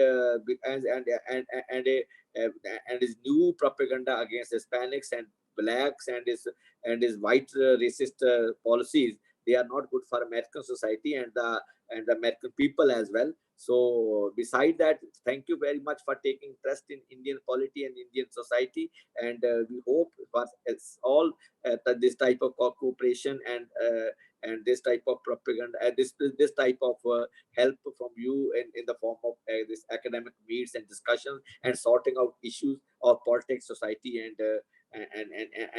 the country as a whole. And we let us jointly look forward for a better world, a world based on a world order based on social justice, equality, and where there is no discrimination on the basis of caste, religion, gender, and religion. So let us hope for a better world together. And I'm really, once again, I'm thankful to you for giving me this opportunity to talk to you and learn from each other.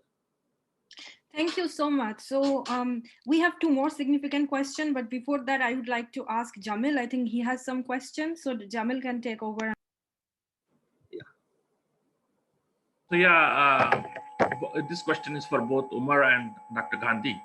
You know, as a social political activist myself, having been involved with Congress a little bit from overseas, I felt that activism, what we are doing on the issues, whether it be religious intolerance, growing communism, and growing saffronization and all, I felt the need for the activists, particularly Dr. Umar Khalid and the likes of him, to see if they can penetrate into this political alternative and root out the saffron brigade, which has been penetrated into the so-called secular parties, whether it be Congress or AAP or whatever, which are hindering these political parties to use the word secularism or go to the core issues of Dalits, minorities, SC, ST, BCs. What we have observed when we try to penetrate these alternate political parties, there are some infiltrates of BJP and RSS in those parties, which are not letting them take the path which they are traditionally known to.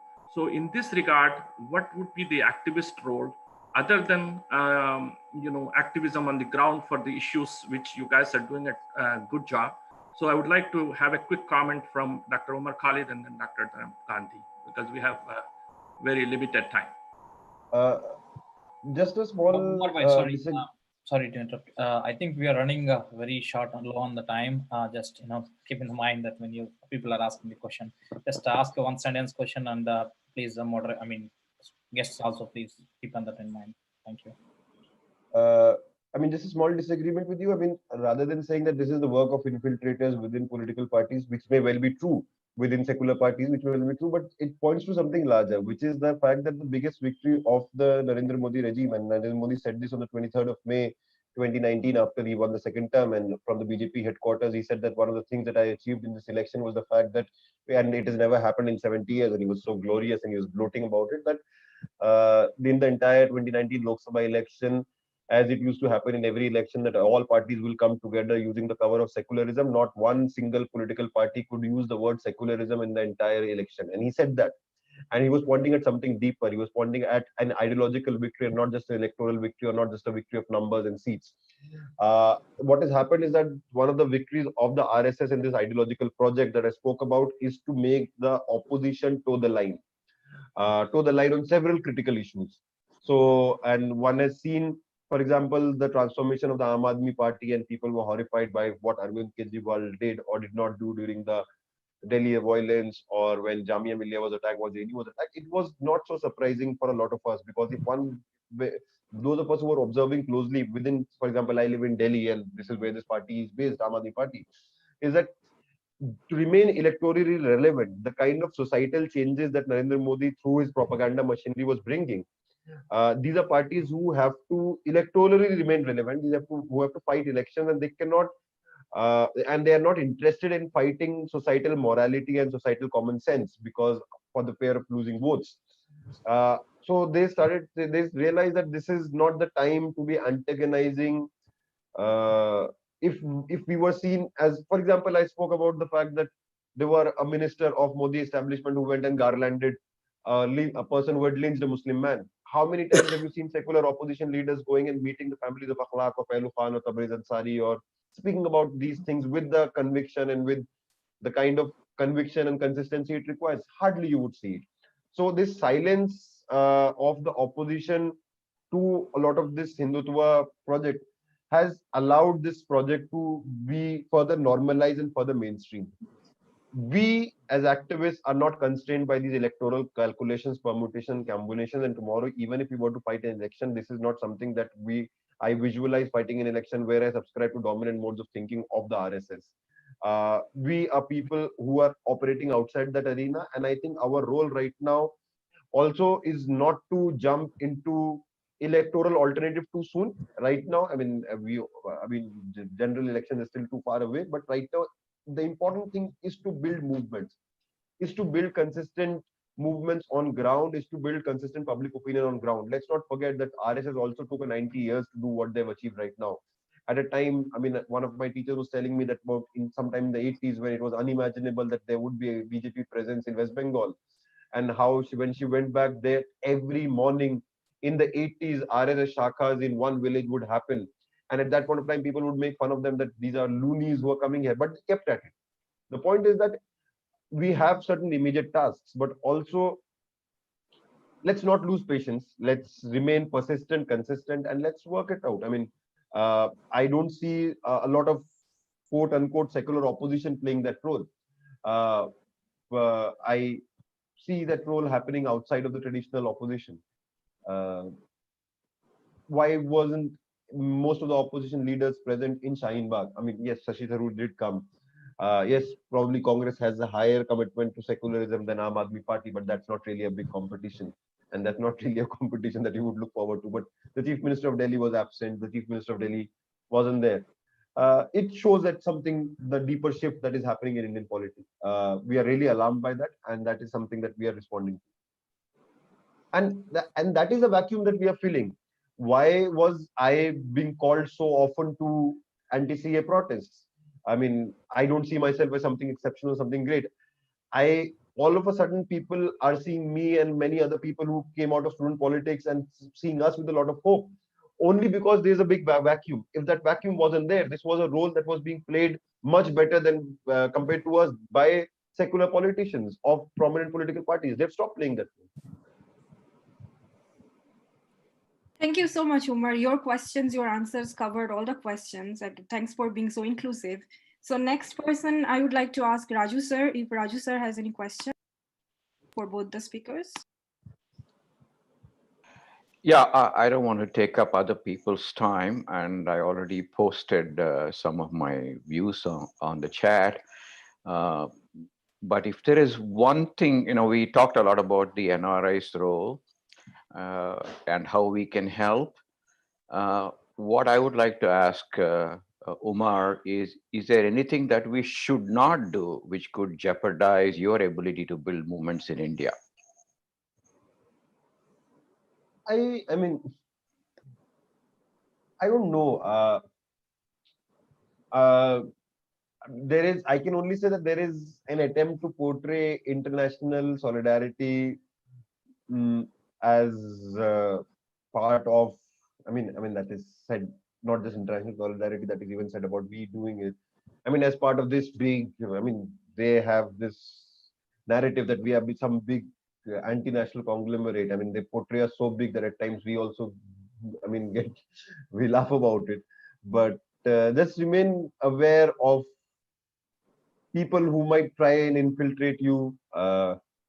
If there is a Tulsi Gabbard in the Democratic Party, I mean, I don't know. They have various people working in strange places. So just be aware of such people within them. Thank you. Sure. So Manish, do you want to ask any question? Manish, are you still there? Yes, I was just unmuting myself. Thank you, Umar and Dr. Gandhi, Dr. Khalid and Dr. Gandhi for a wonderful presentation. So I have a question for Umar here, which is, can you describe some of your outreach efforts, specific programs on ground taken to bring the diverse communities together? Because that's where we find the challenge. What are the steps being taken to unite them? So if you could elaborate on some of the success, and particularly for our group here, reflect on some of the shortcomings which hindered in bringing those positive outcomes. So if you could elaborate on that, what steps are being taken to unite the communities at your level, that would be great. Thank you very much. It's a very difficult task right now, the task that you're talking about, and we've made efforts in that direction. For example, one thing is that we have tried, and my activism has been an effort to ensure that it's not just a sectional, I'm not just representing a section of the society, but rather different cross-sectional kind of representation that is there. So every time we've tried to speak on issues about unemployment or about the agrarian crisis, it's always been diverse communities that are represented in that. If one were to look at the religious demography, and always with the emergence of leaders like Jignesh or Chandrasekhar Azad, coming from within Dalit community, or Kanhaiya Kumar. I mean, these are people, when we come together, we also try and bring different sections together, specifically on communalism, and specifically the campaign that we have been doing from United Against Hate, that we were talking about, and as an organization, we documented about 80% of lynchings that happened in the first tenure of Modi establishment. We went on the ground, we made reports, we collected, and we brought that in public domain. We did press conferences, and of course, the regime has not liked the work, and Amit Shah, of all people, took the name of our organization inside the parliament, saying that this is an organization, insinuating bad things about the organization. But we realize that there is an effort to what is happening is that we are talking to an echo chamber. We are talking amongst ourselves, and while even at times that is important, on important festivals we decided to take public celebrations of those festivals.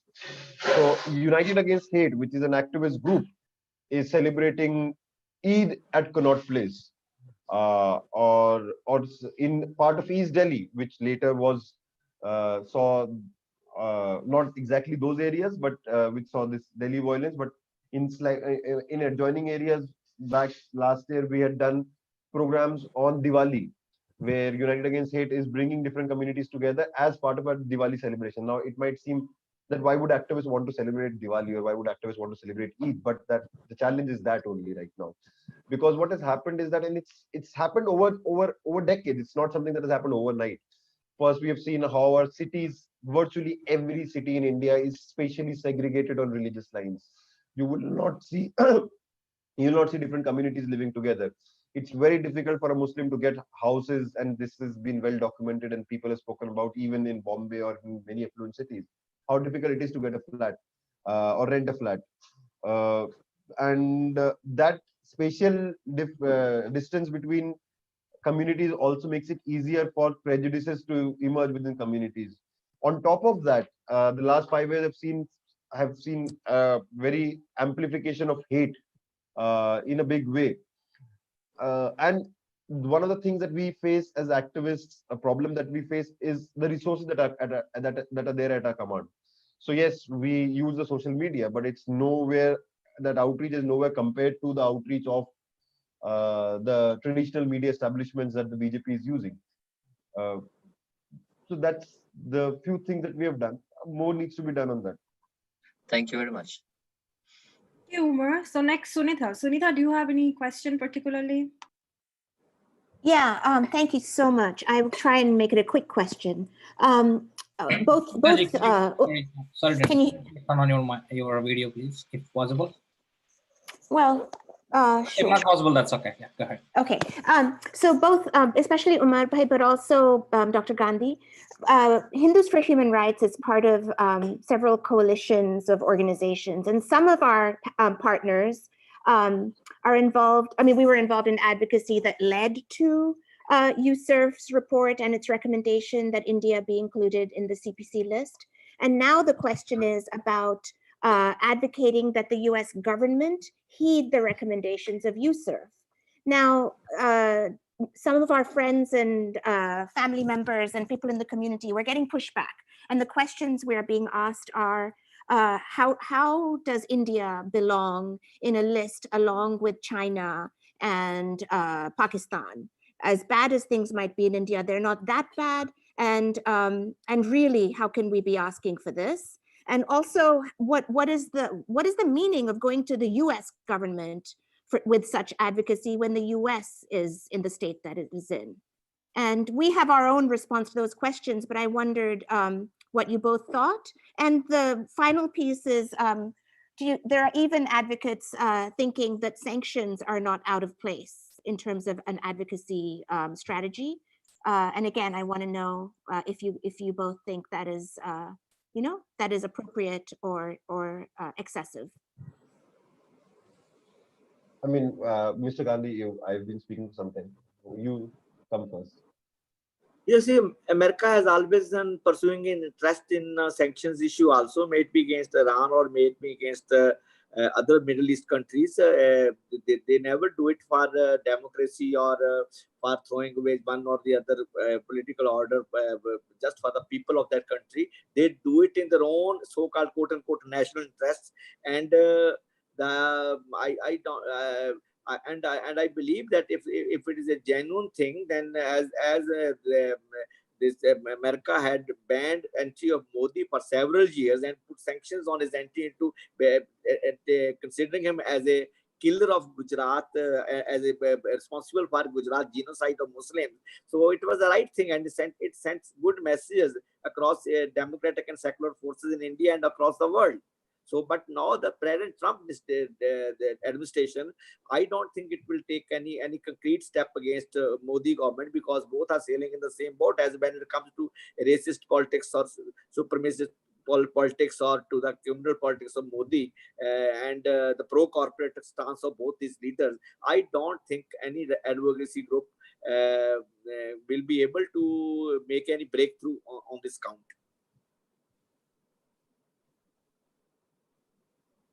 Sure. Okay, next. Thank you. So looks like somebody raised hand. Nursing. I'm sorry. Excuse me. I would love to hear what Umar Bhai has to say to that question about advocacy to the international advocacy. Sunita ji, first of all, I mean, I really like the name of the organization that you belong to, Hindus for Human Rights, because it just counters the Hindutva agenda that Hindutva is Hinduism. Hindutva and Hinduism are two different things. And connecting to the previous questions, a small digression of what are we doing to bring different communities together. I think the onus of that also lies to a large extent on people who belong to this constructed majority. And this is a problem that we faced during the Shaheen Bagh movement, that while there were a lot of Shaheen Bagh inspired movements in Muslim ghettos across the country, you hardly had similar protests in other community, in localities where other communities lived. And an initiative like yours is extremely commendable in these times. And I can't even imagine that the kind of backlash that you might be facing in WhatsApp groups and in different things. As to this argument, I mean, I agree with Mr. Gandhi that it's very unlikely that Mr. Trump will act and sort of on these reports and severe ties with India, or even severe ties is a long thing. I mean, even to give a statement on these things happening in India, I mean, I don't expect Donald Trump to make those statements right now. But I mean, what else do you do sitting in America? I mean, you people are not doing this. I mean, this is like there used to be this argument that used to come that if a husband is beating a wife, that keep this family troubles at home, the wife should not go out and speak about this in the society, because then ghar ka naam badnaam hoga. I mean, this is not that ke humko ghar ka naam badnaam nahi karna hai, isliye jo ho raha hai. I mean, you are Indians and you are concerned about what's happening in India, which is why you are saying this and you want this to stop. And you are saying this for India to become a better place for everyone. It's your love for India that is making you do so. It's not the other way around. And a campaign like this has happened. I mean, what would this people have said to Jewish Americans during the Second World War, and when they had been speaking about Hitler, that no, don't speak about Hitler. So this is a way to silence people, to shut people and use different ways of doing so. I think you're doing phenomenal work, and this is your love for country which is making you do so. So I think that's the way to counter it. I mean, you're living in the United States of America, so that's where you do your activism also. If you were living elsewhere, you would do it elsewhere. Okay. Debalina, who's the next one? Can you? You said like nursing has raised. Yeah, this is nursing. Yeah, I think most of my questions, most of my answers came out of this discussion. But one specific question is, I know this regime, how it is working. Everybody knows it. But finally, the political win is the political win to get rid of the regime. That is the most focused thing. And today we see the opposition is almost nowhere existing. And even on burning issues, the opposition doesn't want to speak about it. like as Umar rightly said, they want to appease the majority. Now they doesn't want to use the word secular, and they doesn't want to come out openly to condemn certain things. So even recently, because of please ask question, please ask question, because we are running short of time. The question is, unless there is a political alternative built up to counter this regime, I don't see any solution in the near future, because even with 30%, they can still form the government. Even if it is 25, they can form the government. And my point is, the political alternative has to be built. That needs to come out with a clear agenda. Dr. Gandhi can answer that. Yeah. So let me phrase this question. I think so what is the role of us to build a political alternative? Yeah. Okay.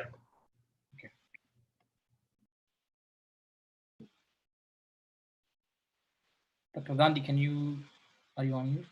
Dr. Gandhi, can you unmute yourself? Dr. Gandhi, can you unmute? Yeah. Now you can listen? Yes. Hello? Yes, we can you listen? Can you listen now? Yes. Okay. You see, I firmly believe that looking at the that aggressive nature of BJP and the type of government they're running, and the control over media and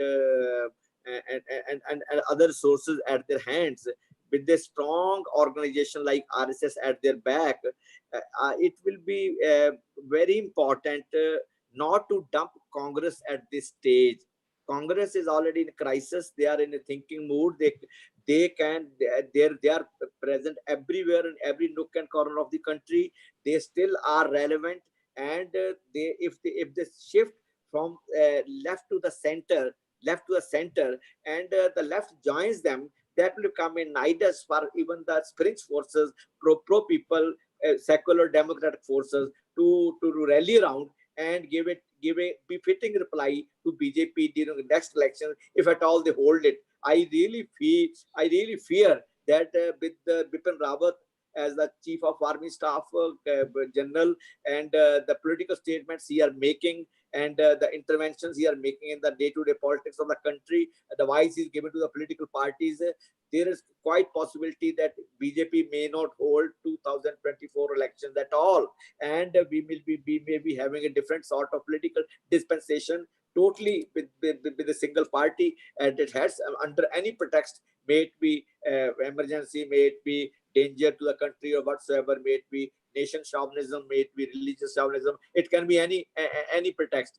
But at this moment, it is very wrong. It will be politically wrong to dump Congress, to dump left. Rather, there is a need for left to stay there and surge ahead, and there's a need for Congress to move as it is already moving to the left of center, and this can form a nidus or a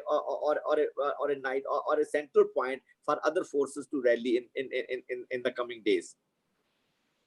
Very important suggestion from my side. I have many differences with the Congress. I was detained during emergency by Shrimati Indira Gandhi. I have serious differences about Congress on the question of federalism, on the question of how it dealt with the issue of secularism, and there were many riots during Congress rule against Muslims and minorities. They did Delhi massacre of the Sikh people, and many things with the Congress. I have many issues with the Congress, but in India where it is today, I think Congress should be an indispensable part of any new political dispensation which can emerge over time. Okay, Umar Bhai, do you want to add any comment on this?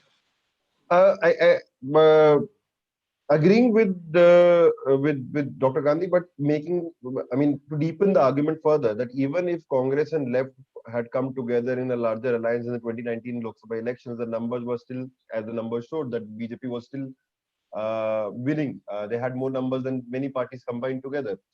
But the point is that just after the 2019 Lok Sabha elections, when the elections happened in Haryana, when elections happened in Maharashtra, when elections happened in Delhi, when in May and June people were talking about how BJP is invincible, we saw that BJP failed to get a majority in Haryana, somehow managed to form a government by breaking an alliance, pre-poll alliance and getting a party.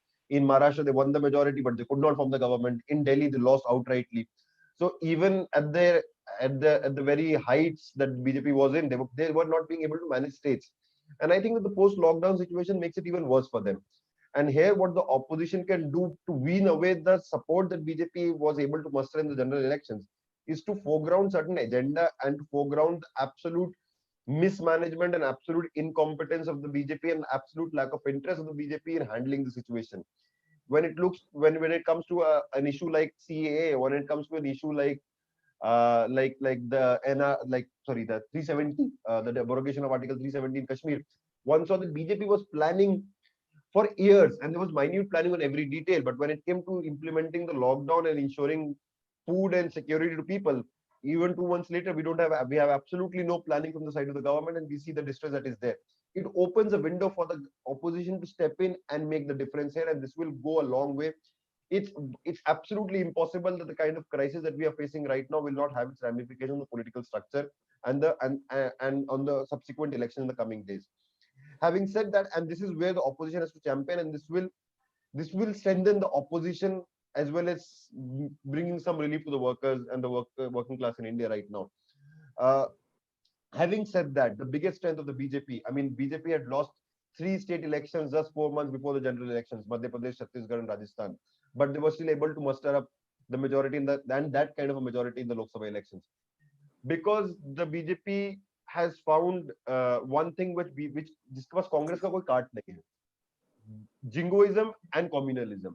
And unless and until the opposition develops a language to even, people say that BJP every time it's in a crisis, it tries to divert it into Hindu-Muslim. So let's talk about the real issue and not about Hindu-Muslim. The point is that if the diversion is being able to capture the imagination of the people during important electoral political junctures, then the diversion has to be addressed. And that the Congress has to do at critical junctures. I see a further weakening of the BJP in states in the coming years. Whether that would result in the weakening of Narendra Modi's popularity at the center, I don't see that there is a direct correlation between the two. There we need a national leader to emerge at the center. We need the opposition to consistently champion issues. And of course, the media will work against the government. We will work against the opposition, but the opposition has to find a way to communicate directly with the people in this adverse circumstances. So I mean, I didn't want to get into what can be the coalition, what cannot be the coalition. One can always discuss that when time comes. But right now, even coalitions were not able to defeat the BJP. It requires a reimagination of politics and a much more consistent politics from the side of the opposition. If BJP could be defeated in states after 2019, it shows that they're not invincible. So thank you, Umar. Thank you, Dr. Gandhi. On a related note, Anas Ahmed, you can unmute yourself. He has some question about, EVM. So Anas, please open your video as well as audio, please. Go ahead. Well, video is, that's okay. I want to keep it close. But my question is, as we were moving forward for a better solution, one of the factors that is EVM. How do we check up on EVM? It's I think it's one of the factors why BJP got so much of majority, because I watched all the last elections. I was hoping like 50-50%, but now it's like a majority. It's kind of a throw doubts in my mind. So, the question I think is for Dr. Gandhi as a political worker. Is EVM playing a role in BJP getting elected with that company?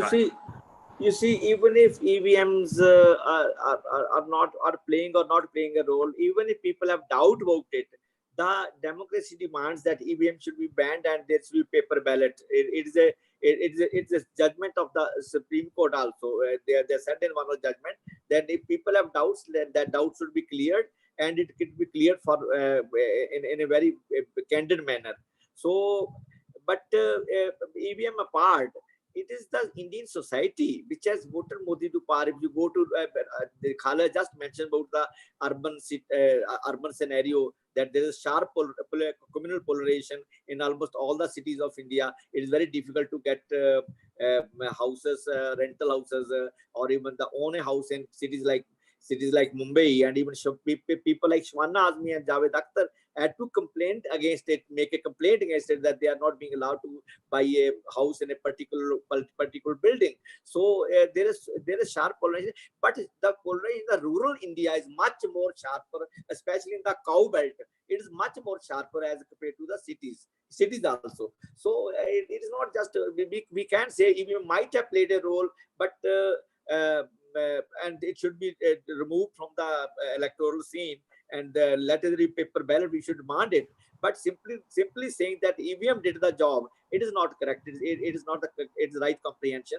I believe EVM apart, the society as such is backward, as I've already mentioned several times. It is a casteist, communal, and patriarchal, and very backward semi-feudal society with that type of mindset. And only these societies can pick up and choose people like Modi, and that's why they have chosen him. So I think we should rather focus on the Indian society and how to change the mindset, how to mobilize people on class issues, on issues of real concern, which concerns their life, their upliftment, education, health, and employment, and all these issues, rather than focusing more and more on the EVM issue, which some of people are doing for last quite some time. So Thank you, sir. thank you so much. We are running short of time. I will give 1 minute to Dr. Umar Khalid and 1 minute to Dr. Gandhi to have a closing remarks. I know Umar Khalid has been checking the chat room. I'm not sure about Dr. Gandhi, but if he wants to close up and give a 1 minute or 2 minutes conclusion remarks on the chat questions, if we have missed anything from our members there. Dr. Umar Khalid, please go. Before we go into Umarji, I think Jamil Bhai, Motika is looking to ask some question. Do you want to give her a chance? Motika, if you have any question, please go ahead. No, I'm good. Looking at the time, I'll just let everyone close. Sure. So I'm giving Dr. Umar Khalid 1 minute, and then Dharamvir Gandhi 1 minute to have their conclusion remarks, summarizing what we can do from here, what the current status going on the ground, and the solution. Dr. Umar Khalid. I more or less said everything that I had to say. I just want to thank Jamil Bhai and everyone again for giving me this opportunity. I really appreciate the work that you are doing. Look forward sometime coming over to the US when I get my passport, and probably we can build these alliances in different countries, and these alliances are very important. The challenge right now, the attempt is to isolate those of us who are speaking out, silence us and isolate us. The first attempt is to silence us by intimidation. When that doesn't happen, it's an attempt to delegitimize and isolate us. The important thing as people who are in public life and who are communicating with people is to resist that isolation, is to seek out alliances, and is to always, I mean, what I try and what I would just conclude by saying, I mean, I'm not hopeless about the situation, and I'm always trying to communicate with people on not completely the same side as me, with differences. We have to learn to work with differences, and that is what should be the way ahead. I think the pandemic has exposed in the US, but much more brutally in India, the society that we live in. And this is a time when all of us have to, I mean, there would be an attempt to sort of cast villains, would blame it on the Chinese, Modi would, and the Modi establishment would blame it on the Muslims and the Tabligis. But this is the only opportunity that the pandemic gives us, is to, as I commented somewhere, that the dilution of labor laws is an attempt to sort of to set the clock back by many decades. This also offers us an opportunity to bring those questions that were sidelined from mainstream politics for many decades under this neoliberal kind of a regime. Even the Congress was complicit in that. Healthcare has not been an issue has not been a public conversation for many decades in politics. Working class has not been an issue. I think we have to put in concerted efforts, and this is also part of the anti-communal project only. This is a connected battle.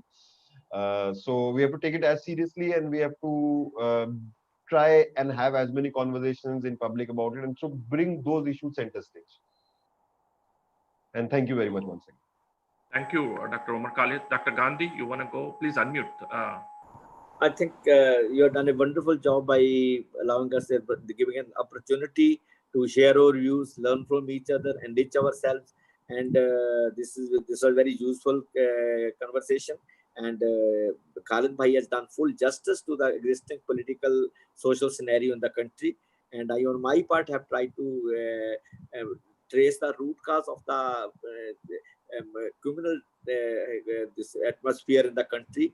And I have talked of tectonic plates, social tectonic plates, and understand the genesis of the problem.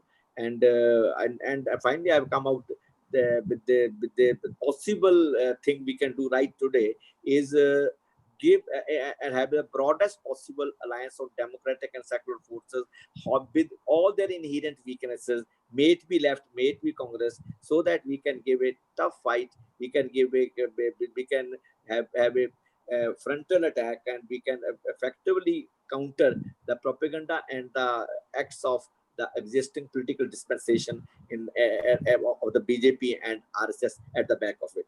And I once again thank Madam Motikanand and yourself and all other colleagues who have made it to be present there and share their views with us and listen to us. And we hope to have such and more meetings in future, so that we all together can strive hard, work together for better India, better America, and a better world. Thank you very much. So thank you, Dr. Umar and Dr. And one last thing, Jamil bhai, I also want to thank you for giving me the honor to share this conversation with Mr. Gandhi. We met last time in a meeting during the anti-CA protests, and in this lockdown, it's impossible to meet again. So it was, thank you for this virtual, arranging this virtual meeting with Dr. Gandhi.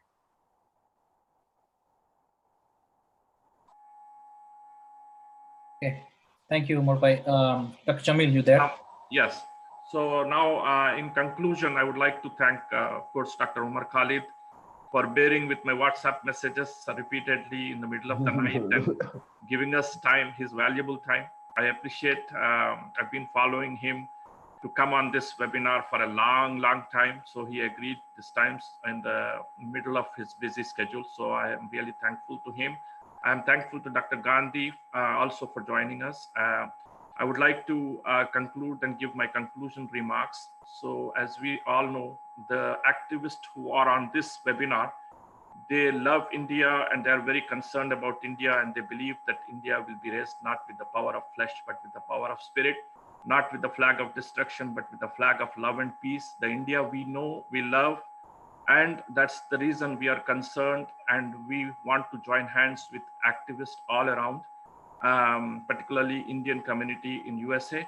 So we organized ourselves in Indian Americans Forum. Our co-organizers for this meeting were Hindus for Human Rights, led by Sunita Vishwanath ji and Raju Rajgopal ji, both of our senior members. I would like to thank them for their co-hosting with us. And Dr. Manish Madan, representing Global India Progressive Alliance. He's one of our brains behind. I really thank. And then Debalina Maitra, the host of this meeting. She's very active on Twitter. She takes up the RSS forces left and right, and she's very active and committed. And I encourage everybody to follow each other on Twitter and see our activities. And with this, I am going to conclude this meeting, and I thank you very much for attending this conference call and webinar. So hopefully, we will make some efforts again to reunite and cooperate and support our activists like Dr. Umar Khalid and others, and support our political activist, Dr. Dharamvir Gandhi, in his efforts to make a change politically. And I think with this webinar, we came to one conclusion that the activism going on in India is going on, and we have complete support to the activists who are in the right direction, fighting the fascist and saffronization forces. And on the other hand, we talked about how to inculcate and root out the saffron brigade penetrated in the secular parties and come to a secular coalition coming next election. So I think in this line of thinking, our activist, Dr. Umar Khalid, and political activist, Dr. Dharamvir Gandhi, will think about it and see to it. So thank you very much. And I'm concluding the meeting. Thank you, Dr. Umar Khalid and Dr. Gandhi. Yeah, thank you all.